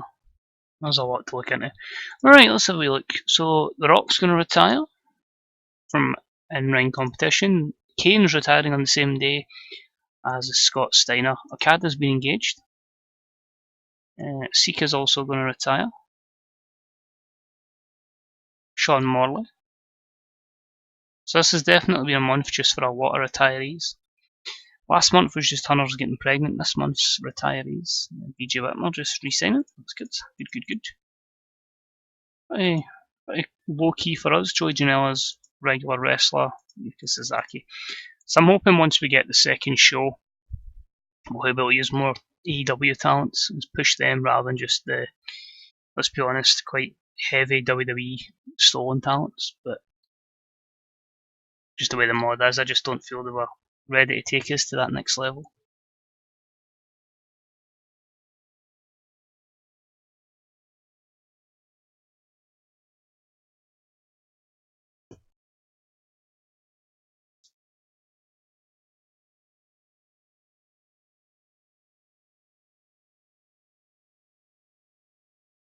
I'm hoping the pay-per-view does well. I mean, the card's pretty damn solid, so I'd hope so. Problem is just, again, marketing that out. We're strictly just going to be in the US and a small part of the UK, because we're still not really over in the UK. More people passing away and more people retiring, unfortunately. It just seems to be that time in the month. NXT are going to give Nigel McGuinness a new contract. Apart from that, nothing again that directly affects us, so we can head straight into the second Double or Nothing, AEW Double or Nothing 2020. So, hopefully, we can put on a stellar show for you guys, and hopefully, yeah, get a good rating. So, broadcasters again will be Bright House, our carrier in the States, and ITV Box Office for the final time in the United Kingdom. We're booking the show in the Great Lakes, as we do with all pay-per-views, just to ensure maximising our revenue from attendance. So we'll see if we can push 12,000, but I think we'll just cover the 11. So we will be in the Sears Centre, that would make sense, in Hoffman Estates, Illinois. Right, let's get this show on the road then. What can we make a stellar show for Double or Nothing? I think we'll start. Get the crowd hyped, get a bit of fast-paced action. Let's get the all-out match underway. It's going to be the Junior Championship on the line as Sammy Guevara takes on Christopher Daniels.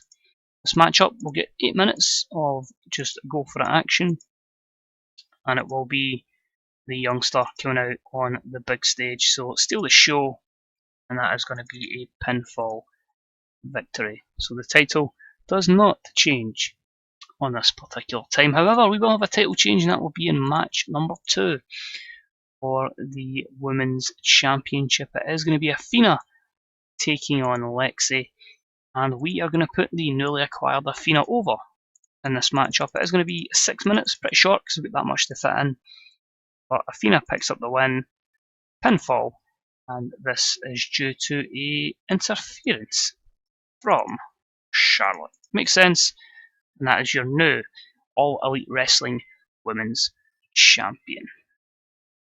Right, we'll have just a normal match, if you can have such a thing, and that will be the matchup between E and Miro, so another championship on the line, and we will have the big Bulgarian monster pick up the win in about 10 minutes. He defends that Dream Championship, and he wins via submission with the accolade. So I'll always book any pay-per-view, we'll always book the matches, and then book angles, hype packages, promos, etc. around about it to make sure the wrestlers get the spotlight that they deserve. Right, so that is in, and that is in.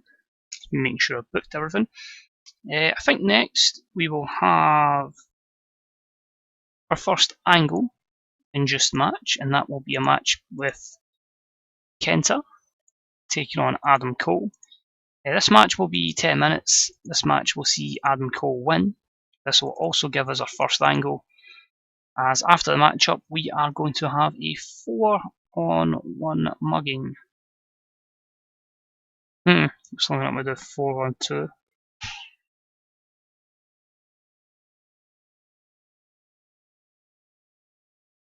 We'll sort it. We'll go 4-on-2.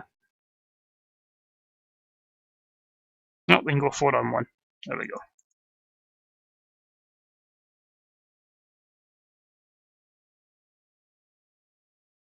Because Adam Cole's going to attack, Kyle O'Reilly's going to attack, Sean Spears will join them and attack as Kenta gets beat down.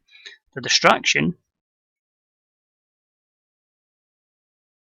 your quick turn for Britt Baker.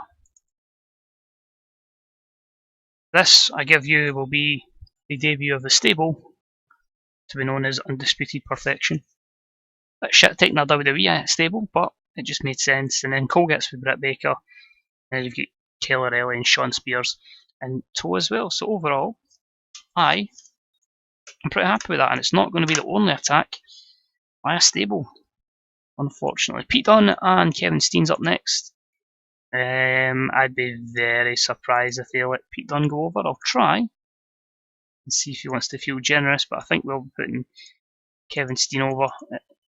So it's a good chance to be able to star. Could be Pete Dunne's breakout match. We'll try and see if Steen will let him over. Nope, not a chance. Oh well. We get to have a good match. Good spotlight for Pete Dunne, so that match is in. We will then have the ladder match. If I actually put it as a ladder match, it would make a lot of sense. Twisted just booking 1v1s, but we're on the ladder. Sami Callihan and El Generico.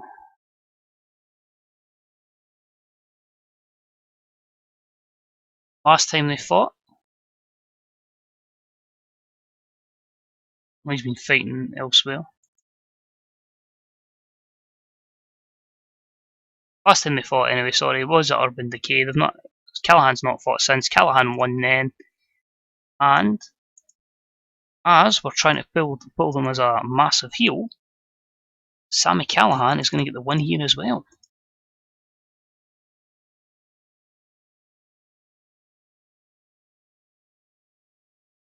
Fancy taking a bump? Sami? Or El Generico does fancy taking a bump? What a guy, he's going to take a stunt bump. Perfect. I hope I don't injure him, but yeah. So not a good night for the baby faces, and that is going to continue. We have our 2 versus 2 matchup, and it is for the tag titles as the Young Bucks take on Roddy and Claudio. That is going to be a 12-minute match. And it is afraid Claudio that is going to lose again. Claudio, not really wish to be called. That is your co-main. We're up to 89 minutes. Good. After the matchup, we said we were going to have another team debut, and it is going to be a 3-on-2 assault on Nick and Matt Jackson as the team, or the trio now known as the Dark Order. Tommy End, Stu Grayson, and Evil Uno will make their presence known. Co-main, I think I'm just going to go for the title match just to ensure I basically give a bit massive tag match in the main event because this might flop. I don't think it will, but just to be on the safe side, I'll put it as the co-main. So that'll be Cody going for the championship, of course held by Jon Moxley. And of course you'll also have, let's go down this, Jericho going for Jon Moxley's championship, Gable in there alongside Chris Jericho. Now, as much as I toyed with the idea of taking the belt off Moxley, I got that reign continuing, and he will remain as your champion. We'll give him 14 minutes worth of action. Once we get to needing like 80 plus shows, that's when matches will go 20-30 minutes and extend time, but for now, keeping it nice and short. And Moxley defeats Chris Jericho by Chris on your way, and that is a pinfall victory for the title. And that leads your main event, a 2v2 matchup between the team of CM Punk and Cody, and they will take on the Lucha Brothers. Nice and simple main event. Again, 14 minutes, and CM Punk will take up the win over Rey Fenix. Crowd goes home happy because of a lot of negatives across the show. So, we've got up to 225 minutes that we can book. I think I left this as 3 hours instead of making 2.5, so that's a mistake on my behalf, but it means we can fit all the promos we want in as well.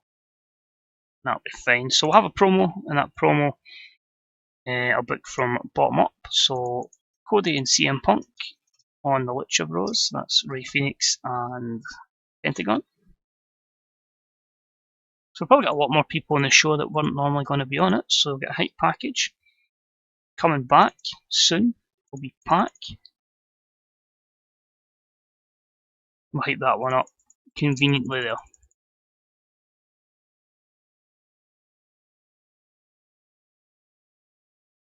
Brawl to the back. Charlotte can brawl with Demi because Lexi obviously be too busy losing her belt. You don't have to make that storytelling as well. It should have been storytelling. There we go.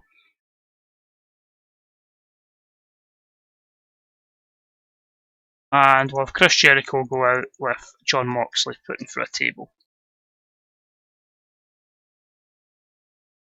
Right, Chris, that's a nice way for your tenure to end here.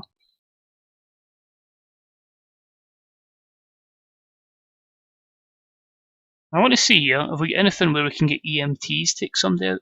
We got that as an angle in this angle pack.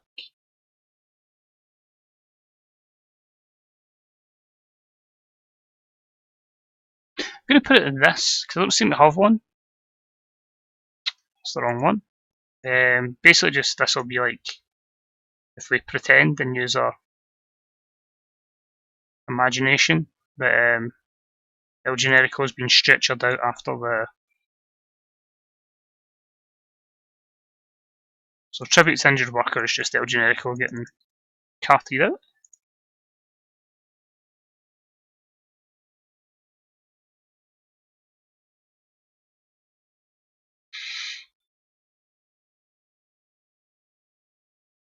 Just for an interesting angle that I'm going to put back on this as well. We put in there. If Jon Moxley happens to bump into Renee Young and they have a wee discussion about obviously his match later on that night. Hopefully it doesn't suck too much, but a bit cool wee angle to put. We'll get that in there between Kenta and Cole.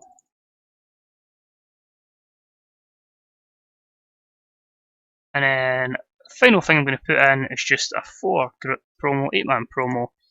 That's just going to be Adam Cole, Kyle O'Reilly, Shawn Spears and Britt Baker explaining their actions.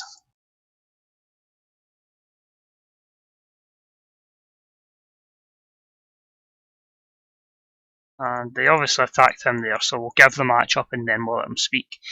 So Sammy Guevara, Christopher Daniels, pack video, that's fine, that's fine, that's fine, that's fine, fine. I believe we are good to go. Sears Centre, yep, here we are. This is All Elite Wrestling Double or Nothing 2020. It's 18 segments. Let's go. So 11,800 at the Sears Centre Arena. Perfect. About they had decent wrestling, but didn't have a lot of heat. Sammy Guevara defeats Christopher Daniels in 7:52 with a shooting star press. This is third defence of the All Elite Wrestling Junior Championship. A C-57. 2 okay performances. It got the crowd buzzing and the show off to a strong start. No skill improvements. Hype for the return of Pac soon is an E plus 31, still to get him over. Then about that didn't have a lot of heat and had terrible wrestling. Athena defeats Lexi in 5:48 with the O-Face. During the matchup we had Charlotte attack Lexi. Athena is your new All Elite Wrestling Women's Champion. A D-39, 2 average performances. Lexi off her game. This also led to no skill improvements, but it does its job, and we start our reign with Athena as Women's Champion. And of course, Charlotte and Demi brought at the back, the security guard, the Kevin Nash, if you will, of Lexi against Charlotte Flair. Just Charlotte, she's not Flair here. Decent matchup. Miro defeated E in 9:47 with the accolade.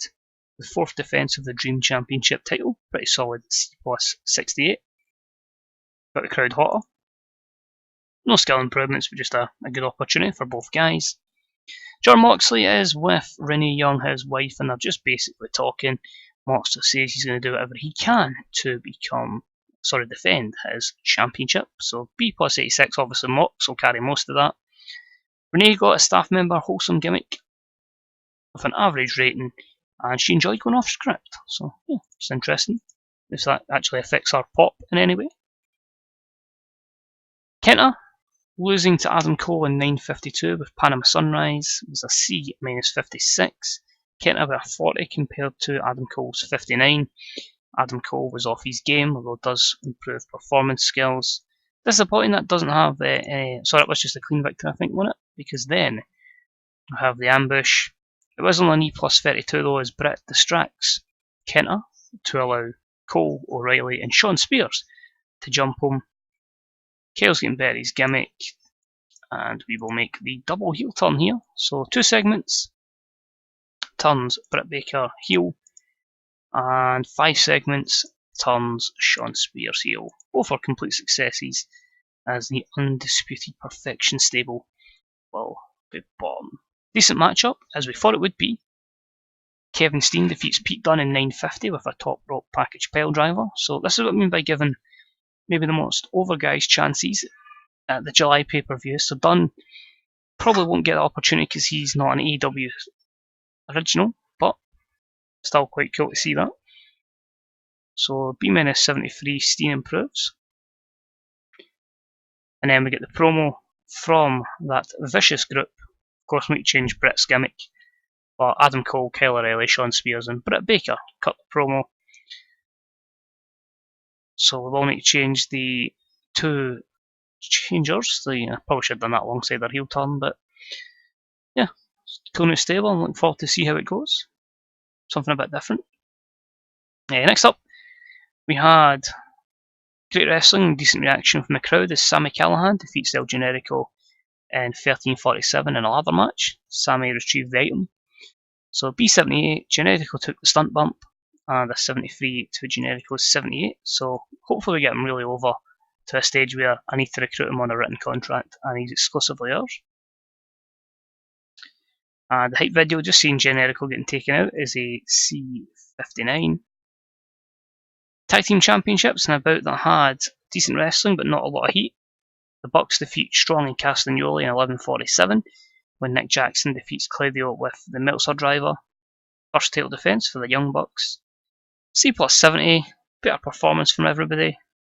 Castagnoli maybe hitting a wee bit of physical decline, which is annoying because he's really good and I actually really enjoy watching him wrestle, but it does seem every save just hits that decline very quickly.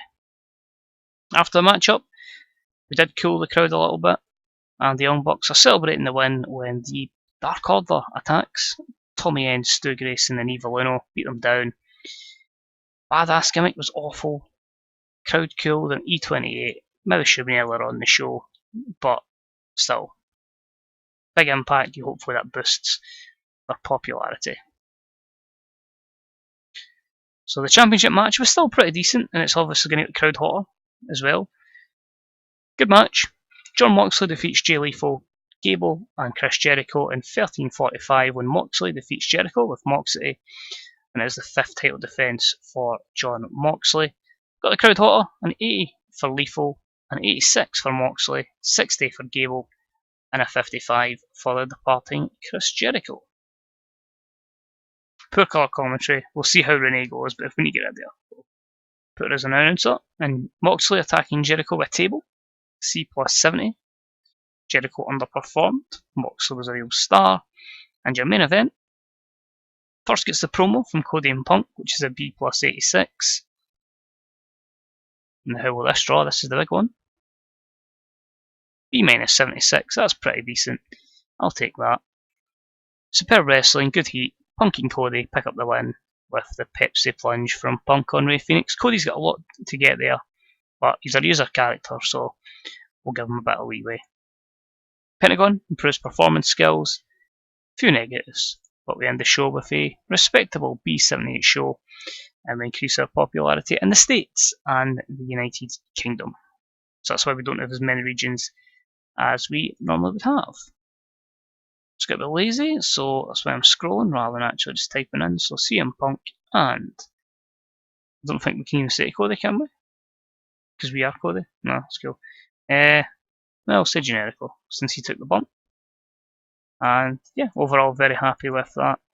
Good bit of money gained, popularity gained, and yeah, overall successful show that will put us on the road to June. So I'm just going to have a quick look to see what I've got booked for June.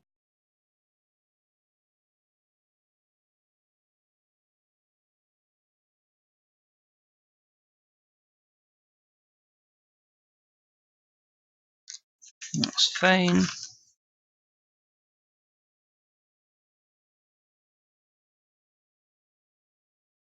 That's fine.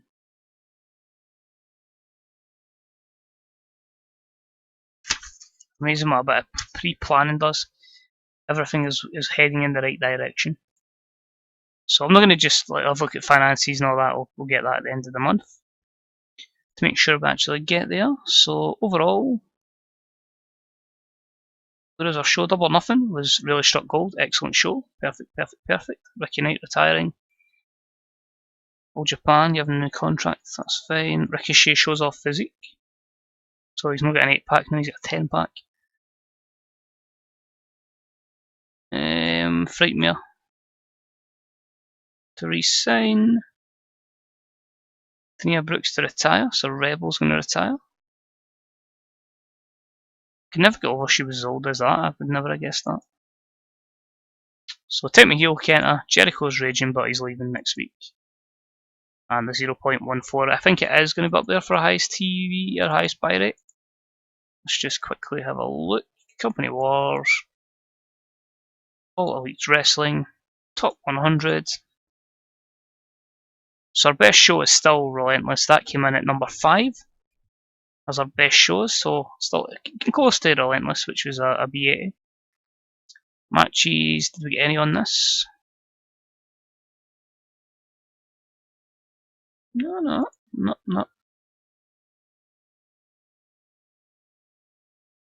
Jericho and Callahan was the 16th best match in AEW history.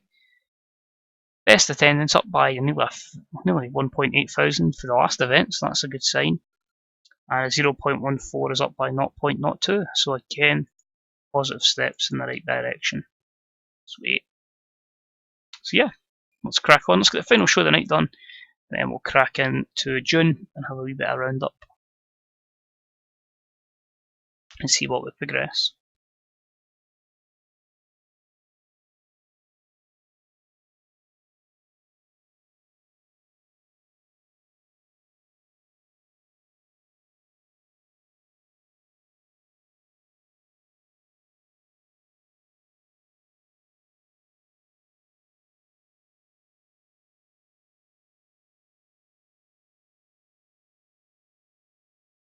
So Blue Demon is gone. Chris Jericho's John is gone from All Elite Wrestling due to he's not want to break the goal with Tony Khan. We had to let Chris go. 60 odd popularity. He started at 70, he was up at 71, so he did drop a good bit. But we had to do it. So interesting to see if WWE picks him up. Or we'll maybe pick him up when our goal is over. So they've both got a week to go. That's fine. We'll see the end of them next week. We'll maybe look if we can get some TV deals. So we'll crack on straight into another week, another show, another episode on the road to the next event. So live on ESPN, CM Punk has decided to be a dick. Tasteless rib. We can't really suspend him because I need him. Final. Punk's improved his behaviour and he's happy. Oh, so that actually worked out well. Risky, but we took it. So, wee bit of roster maintenance we had to do. Britt Baker needs to change our gimmick. That's fine, it's actually going to allow us to do so. Good. So we need heel. I always go under 10% just to make sure it's likely to be successful.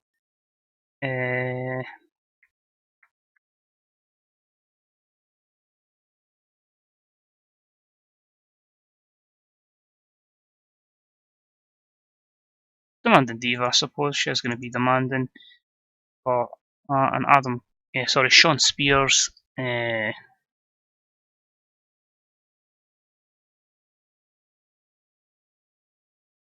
we got Turncoat?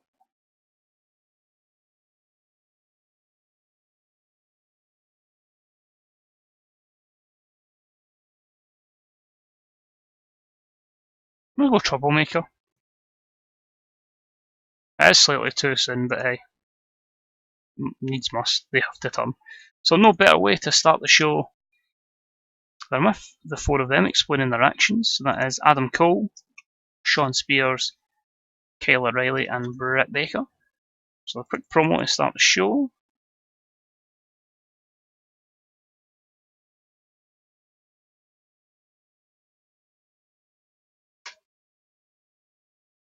And we'll have Kenta chase Adam Cole out the building. Proper WWE-like angle there. Continuing with the theme of stuff trying to go over, we'll then have a hype for a singles wrestler, and that is going to be the Voodoo Queen, Priscilla Kelly. So we're getting ready to debut her as a proper character. And then we are going to have a tag team match, also in the women's division. So we don't actually have any teams formed as of yet, apart from the Lovelace cousins. We are going to have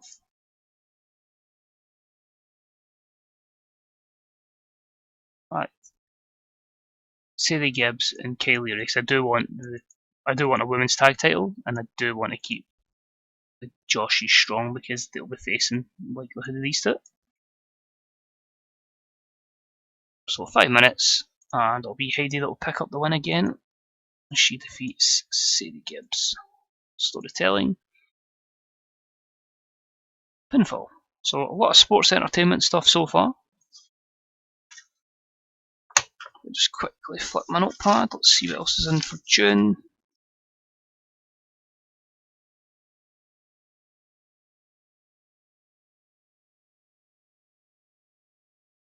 We'll then have the authority figure Mick Foley is going to get beat up by Pentagon Jr.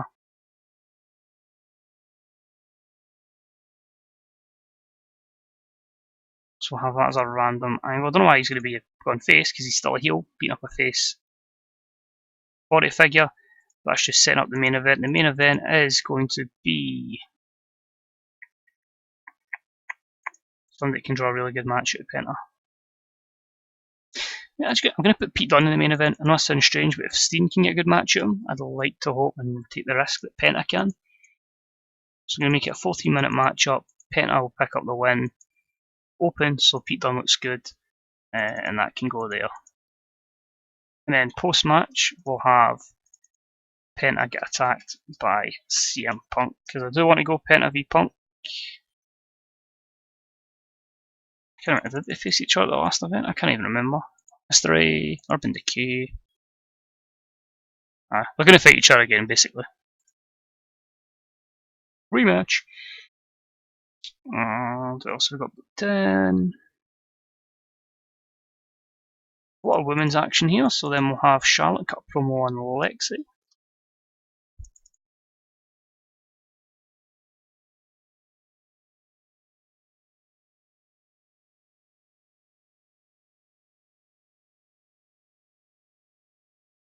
And we'll have a 3v3, and that will be Roderick, Claudio, and Gable. And they can take on Hangman Page, El Soberano. Try to people that are talented, and we'll happily put people over in Marco Stunt. So the Gods of Wrestling pick up the win with Gable defeating Marco Stunt. And we'll make that storytelling. That needs to go all out then. Cool.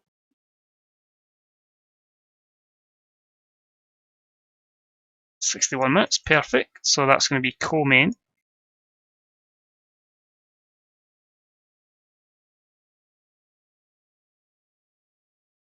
We'll just have a random John Moxley promo, just to kind of use a good rating, and still champ. Who's next?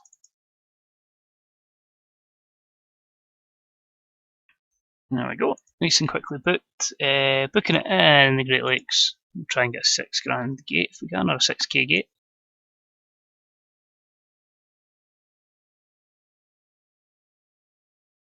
Nobody there.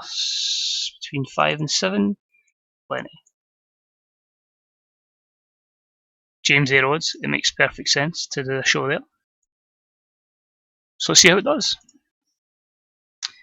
Sold out. That's perfect. That's what we want to see. D47 for Sean Spears, Britt Baker, Kyle O'Reilly, and Adam Cole. Cutting the promo, explaining it. Got the crowd hotter. Cole was good. A few gimmicks had to be changed. Troublemaker. Above average, but again too soon for Sean Spears, so we'll need to try and build him back up. Demanding Diva was above average for Britt Baker, so not too bad. But Sean Spears will take a bit of work, but we'll get him over. Getting a chase in Adam Cole gets an E plus 35. Hyping Priscilla Kelly's an E minus 22. Terrible matchup, the Lovelace Cousins defeating Sadie Gibbs and Kylie Ray in a 5-14. Was an E plus 35. Actually, not too bad performances there, I must say, from Kylie Ray and Sadie Gibbs. I was expecting to be a lot poorer, so good on them. Oh, Aurora Lovelace was penalised for a negative crowd reaction, so we need to get her skill set over a bit. Charlotte cuts her promo on the whole stuff with Lexi. There's a C60. Mick Foley attacked by Pentagon Jr., beat him the crap down. Mick Foley worked well without a script, and the crowd got hotter. Basically, Penta just wanting that match with CM Punk, so B minus 72, and pissed off that he's been booked in tonight's main event. 6-man tag, the Gods of Wrestling defeating Stunt, Page, and Soberano Jr. Gable pinning Marco Stunt, C64. Hangman Page, the weak link out of that. Just can't get him over. 49 Stunt, 48 Soberano Jr., 38 for Page, 62 Gable, 56 Castagnoli, and a 66 for Roderick Strong. Moxley's promo was a B plus 88, nice wee cheeky rating boost. And in a decent matchup, Pentagon Jr. defeats Pete Dunne. Another good match for Pete. And this was a win in 13:42 with the Fear Factor. So 81 Penta, 42 Pete Dunne. And Punk attacking Pentagon ends the show with a B plus 83. Excalibur and Renee Young were pretty weak. End the show with a respectable B minus 76, and that increases our pop in 18 regions and puts us in a good position heading towards the June pay-per-view. So what I'll do if anybody's watching on stream, don't be afraid to give me a shout what you think the pay-per-view should be called. And because this will pretty much be going up the following day on YouTube if you are watching, leave us a comment, let me know what you wanted the June pay-per-view to be called, and we'll try and make that happen for you. I don't think Fighter Fest is one thing AEW might do every year. And I don't really feel it's not really a pay-per-view as such, it's more just a kind of event and they've done a show there and happened to show the world. So yeah, let me know what you'd like an AEW pay-per-view to be called, and we'll certainly take it under consideration. So now we're going to head on to the end of the month. We'll see how much money we make and how much pop we've gained. So a couple more retirees: Jerry Lawler, Kevin Sullivan, Byron's to get a new contract. Raw gets 7,400. We're closing. Joe Janela's going to All Japan. Getting a hen for injury. He will get a rest now, hopefully, if I remember. So Brian Hebner's now average. Kenta needs a rest at 1.48. Punk doesn't like Marco Stunt, and Penta does like Pete Dunne. Actually reminds me, before we carry on, medical. Lindeman's back in 2 days. Ciampa's back in 20 days. Yes, before the next event. Interesting. Ali's still out for another 7 months pretty much with maternity leave, and Kenta's nearly 50% fatigued, so we'll try and give him a rest if we remember.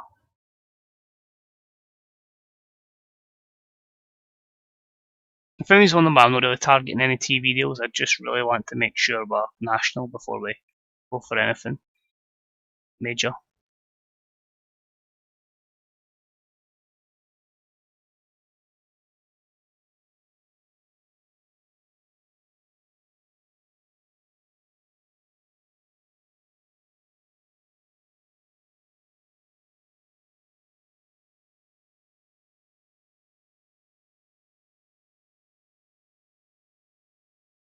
Right, so Dave Kapoor, or Ranjan Singh, however you know, he's got a new contract. SmackDown was there.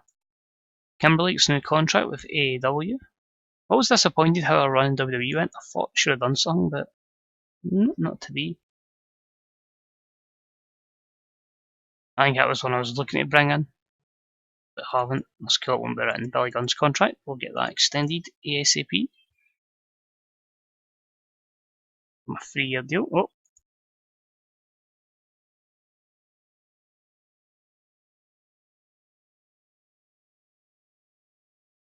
We just want you about road agent, man. Don't want you about wrestler. Appreciate you in that, but we'd rather you outside the ring.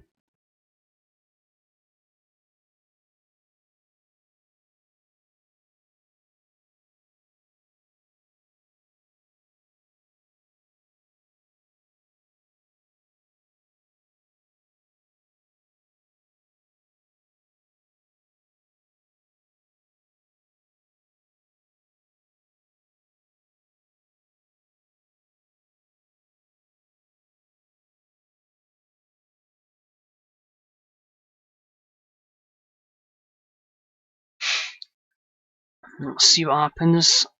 Zach Gibson has been hurt badly. We've got to. Ciampa returned from injury, and we happen to sign Gargano. And he's not exactly on a massive contract. You think we could actually sign 33 Johnny Garganos for pretty much what WWE's going to be paying AJ Styles? So they're going 3,300, we'll go 3,500 on a 4-year deal. Because obviously they'll want to give them something better.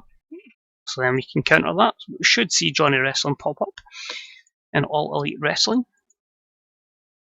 Anything there directly affects us? Nope. So the Bright House deal, that will get extended We'll go and do that just now.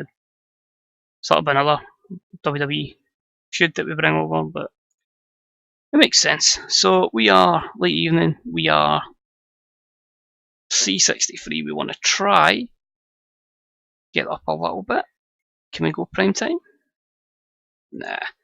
So if we can't get prime time here, then you're pretty much, you may as well staying the same. So simple 3-month deal, short, just so we can try and again get better. And as I say, a lot of deals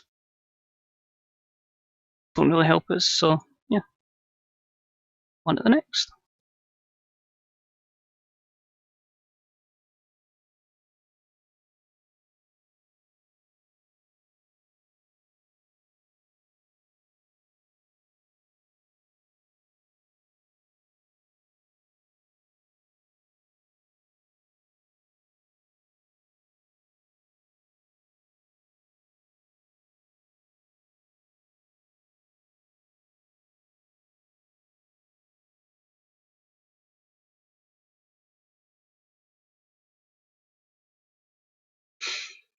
Right, let's see what's happening on Friday. La Park retiring, Dave Hebner. He's retiring.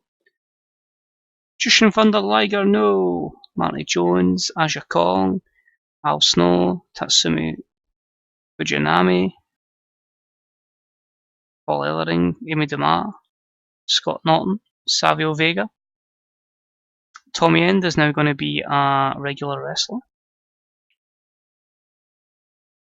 Primo is going to leave WWE, so both Primo and Epico are out of contract. There's a tag team, there's a bit of depth for your division. May as well wait till they're free agents and then we'll sign them. So like another month and then they'll come in.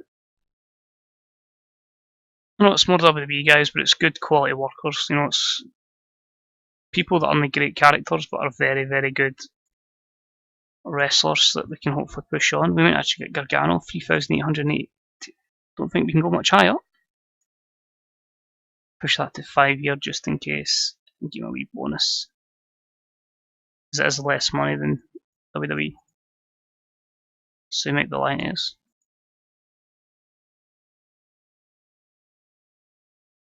I think it's just good depth. I think it's like 2 guys we could bring in. Probably play a similar role to do in WWE where they'll lose a lot, but the people they work with, they should hopefully enhance their skill sets. So I think they'd be a really good hand to have.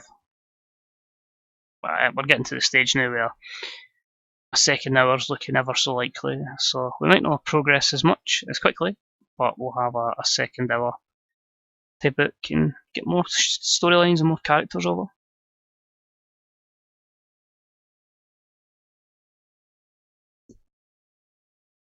Oh god, I've started to yawn. Which isn't good because I've still got a full F1 race to do tonight. Alright, let's have a look here. Kenny Omega gets ripped. Oh, he does that now, he's left AEW for New Japan. Nothing there directly affects us. Just telling us that Kenny's changed it because we've got him shortlisted, so his contract comes up again. We'll be able to pounce on him. Also, once we hit the 1st of June as well, we'll be able to see the latest WWE pay-per-view.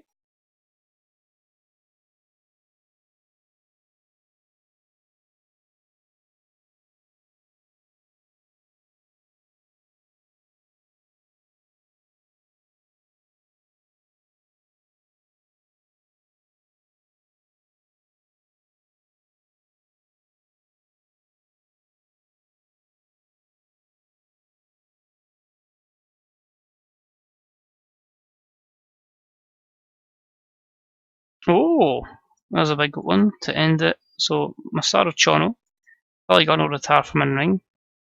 We got lucky with Jericho because he's now going to officially retire. So, Chris Jericho has wrestled his last match as a wrestler. We might bring him back as a road agent or whatever he decides to do. But yeah, he's going to go with his band and yeah, he won't have another wrestling match again actually. There you go. Terry Funk finally going to retire, allegedly. Kevin Nash, Kevin Von Erich, MVP, DJ Mike's in the house. As always, pops in when I'm nearly finishing. God's sake, New Jack, D'Lo Brown. See if there's anything there. Directly affects us.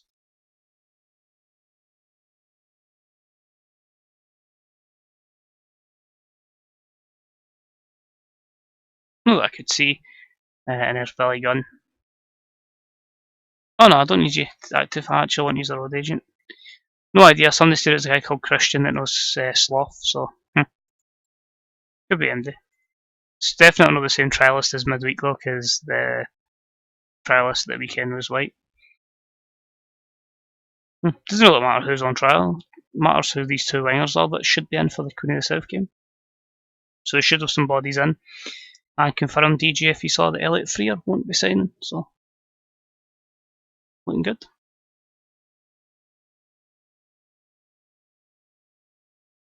Shite, apparently it's like impossible to get to Dumfries in a train Saturday because of the stuff that's happening down there, so I need to wait in the highlights and keep an eye on the score.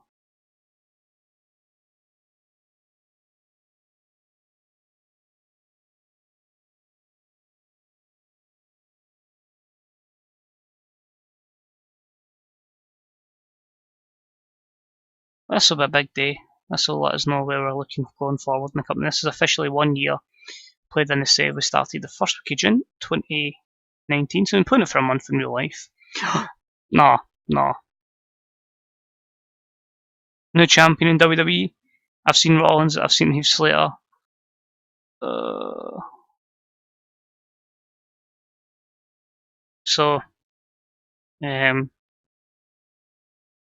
Heath Slater is the new Universal Champion. Jesus, fuck, that's what we're competing with.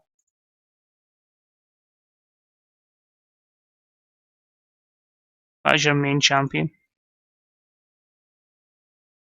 How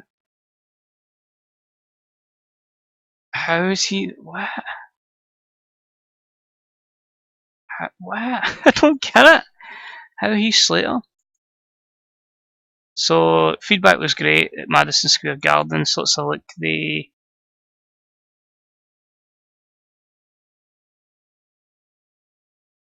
the number 12 for that game. I know what you mean. Fair enough. So they went again. They went Kofi. No, they went Kofi and Xavier against Breezango was the main event. Heath Slater won the Universal title. EC3 and Jason Jordan. Jesus Christ, this card looks horrible. Brian Kendrick beat Mustafa Ali. Carrillo defeated Gargano. The Iconics defeated Carmella and Rose. Sonya Deville defeated Kairi Sane. Jackson Riker defeated Sin Cara. Tony Nese defeated Jeff Parker. Jesus Christ, man, that looks. They have just made an absolute mess of that team, that company. But I think it's because we've signed it, it's good. But, so obviously we're off Fight TV, we're off ITV, we couldn't get that. That's cool. We've not really over in the UK, so that's what it is. WWE finished a lot of runs with NXT, so that might go off the air soon. Quite a lot of shows around the world off. So, Michael Austin Wardlow. Okay, I don't know how that's. Ciampa's now going to work in a new game area. Dragon Gate. I hope none of those are written deals. They shouldn't be. Oh, they've already retracted them. Which are. Gargano signed with WWE, so we aren't getting Gargano. So a lot of things did happen there. That's a shame. Alright, so the few things we need to check is 173,000 profit. So we're up to 3.5 million, so I have made $1 million profit in game. And steadily making much more profit these days. So despite the stacked roster we have and the wages we pay, we are making profit, and we could have afforded that big AJ Styles contract. But good profit, that's good to see. Still 9, so we need to work on that. Owner goals. 2 days and we get the MMA crossover, then 56 and we could maybe re-sign Chris Jericho. They won't, but it's cool. So that leaves us, before we head on, we just need to check a few things. I just want to see. So we are late evening, 3 months to, could we possibly go prime time? Nah. So it's cool. Until we can go prime time, then I won't be bringing a second show. As soon as we go prime time, boom, we get that, and we get a second show. So last but not least, size. Let's see how we've grown over tonight's stream. So progress is 2 in the Great Lakes, up 2 in the Mid-Atlantic, up 2 in the Mid-South, 3 in Midwest, just a 1 in New England, 3 in the Northwest, 1 in the Southwest, 1 in the Southeast as well, sorry, 2 Tri-State, 2 in, so 1 in Puerto Rico and 2 in Hawaii, 1 in the Maritimes, 3 in Quebec, 2 in Ontario, 2 in Alberta, 1 in Saskatchewan, 2 in Manitoba, 3 in British Columbia. So we are going at a good pace. Still a good bit away from getting to national. So it might actually be a bit tricky to get that before I go back to work. But pretty much most regions are a national. With at least 1, 2, 3, 4, 5, 6 regions that are national. So that's, no national, sorry, cult. That's good. We're safely cult. We just need to keep going to national. One thing that could harm us here is basically the industry. Where is it? You can see in the US really declining 42 and 39. So we'll probably start running a lot of shows in Canada, pushing that up because the industry's there and the economy's there. Mexico could be good for a push. It might mean start working in the UK over there quickly. It might mean a lot of losing a bit of gate receipt, but we'll see. Japan's in kind of a weird place, as is Europe, and well, wrestling's in a horrible place in Australia. So that's going to be it for this particular stream. Thank you very much for watching. If you enjoyed it, thank you very much. I hope you had a good time. Basically, all I can really say is, if you did watch it on YouTube, any comments are deeply appreciated. Let us know how you feel. Likes are appreciated as well. Cheers, Dean, for the follow, man. Is that you, Dino? But cheers anyway. As I say, it'll be up on YouTube. Pretty much, I'd imagine it should be up by Monday morning. Yeah. Hopefully we'll try and get a couple more streams over the course of the week, because I say I don't really have to do anything for 2 weeks. Could you keep changing name? That's what it is.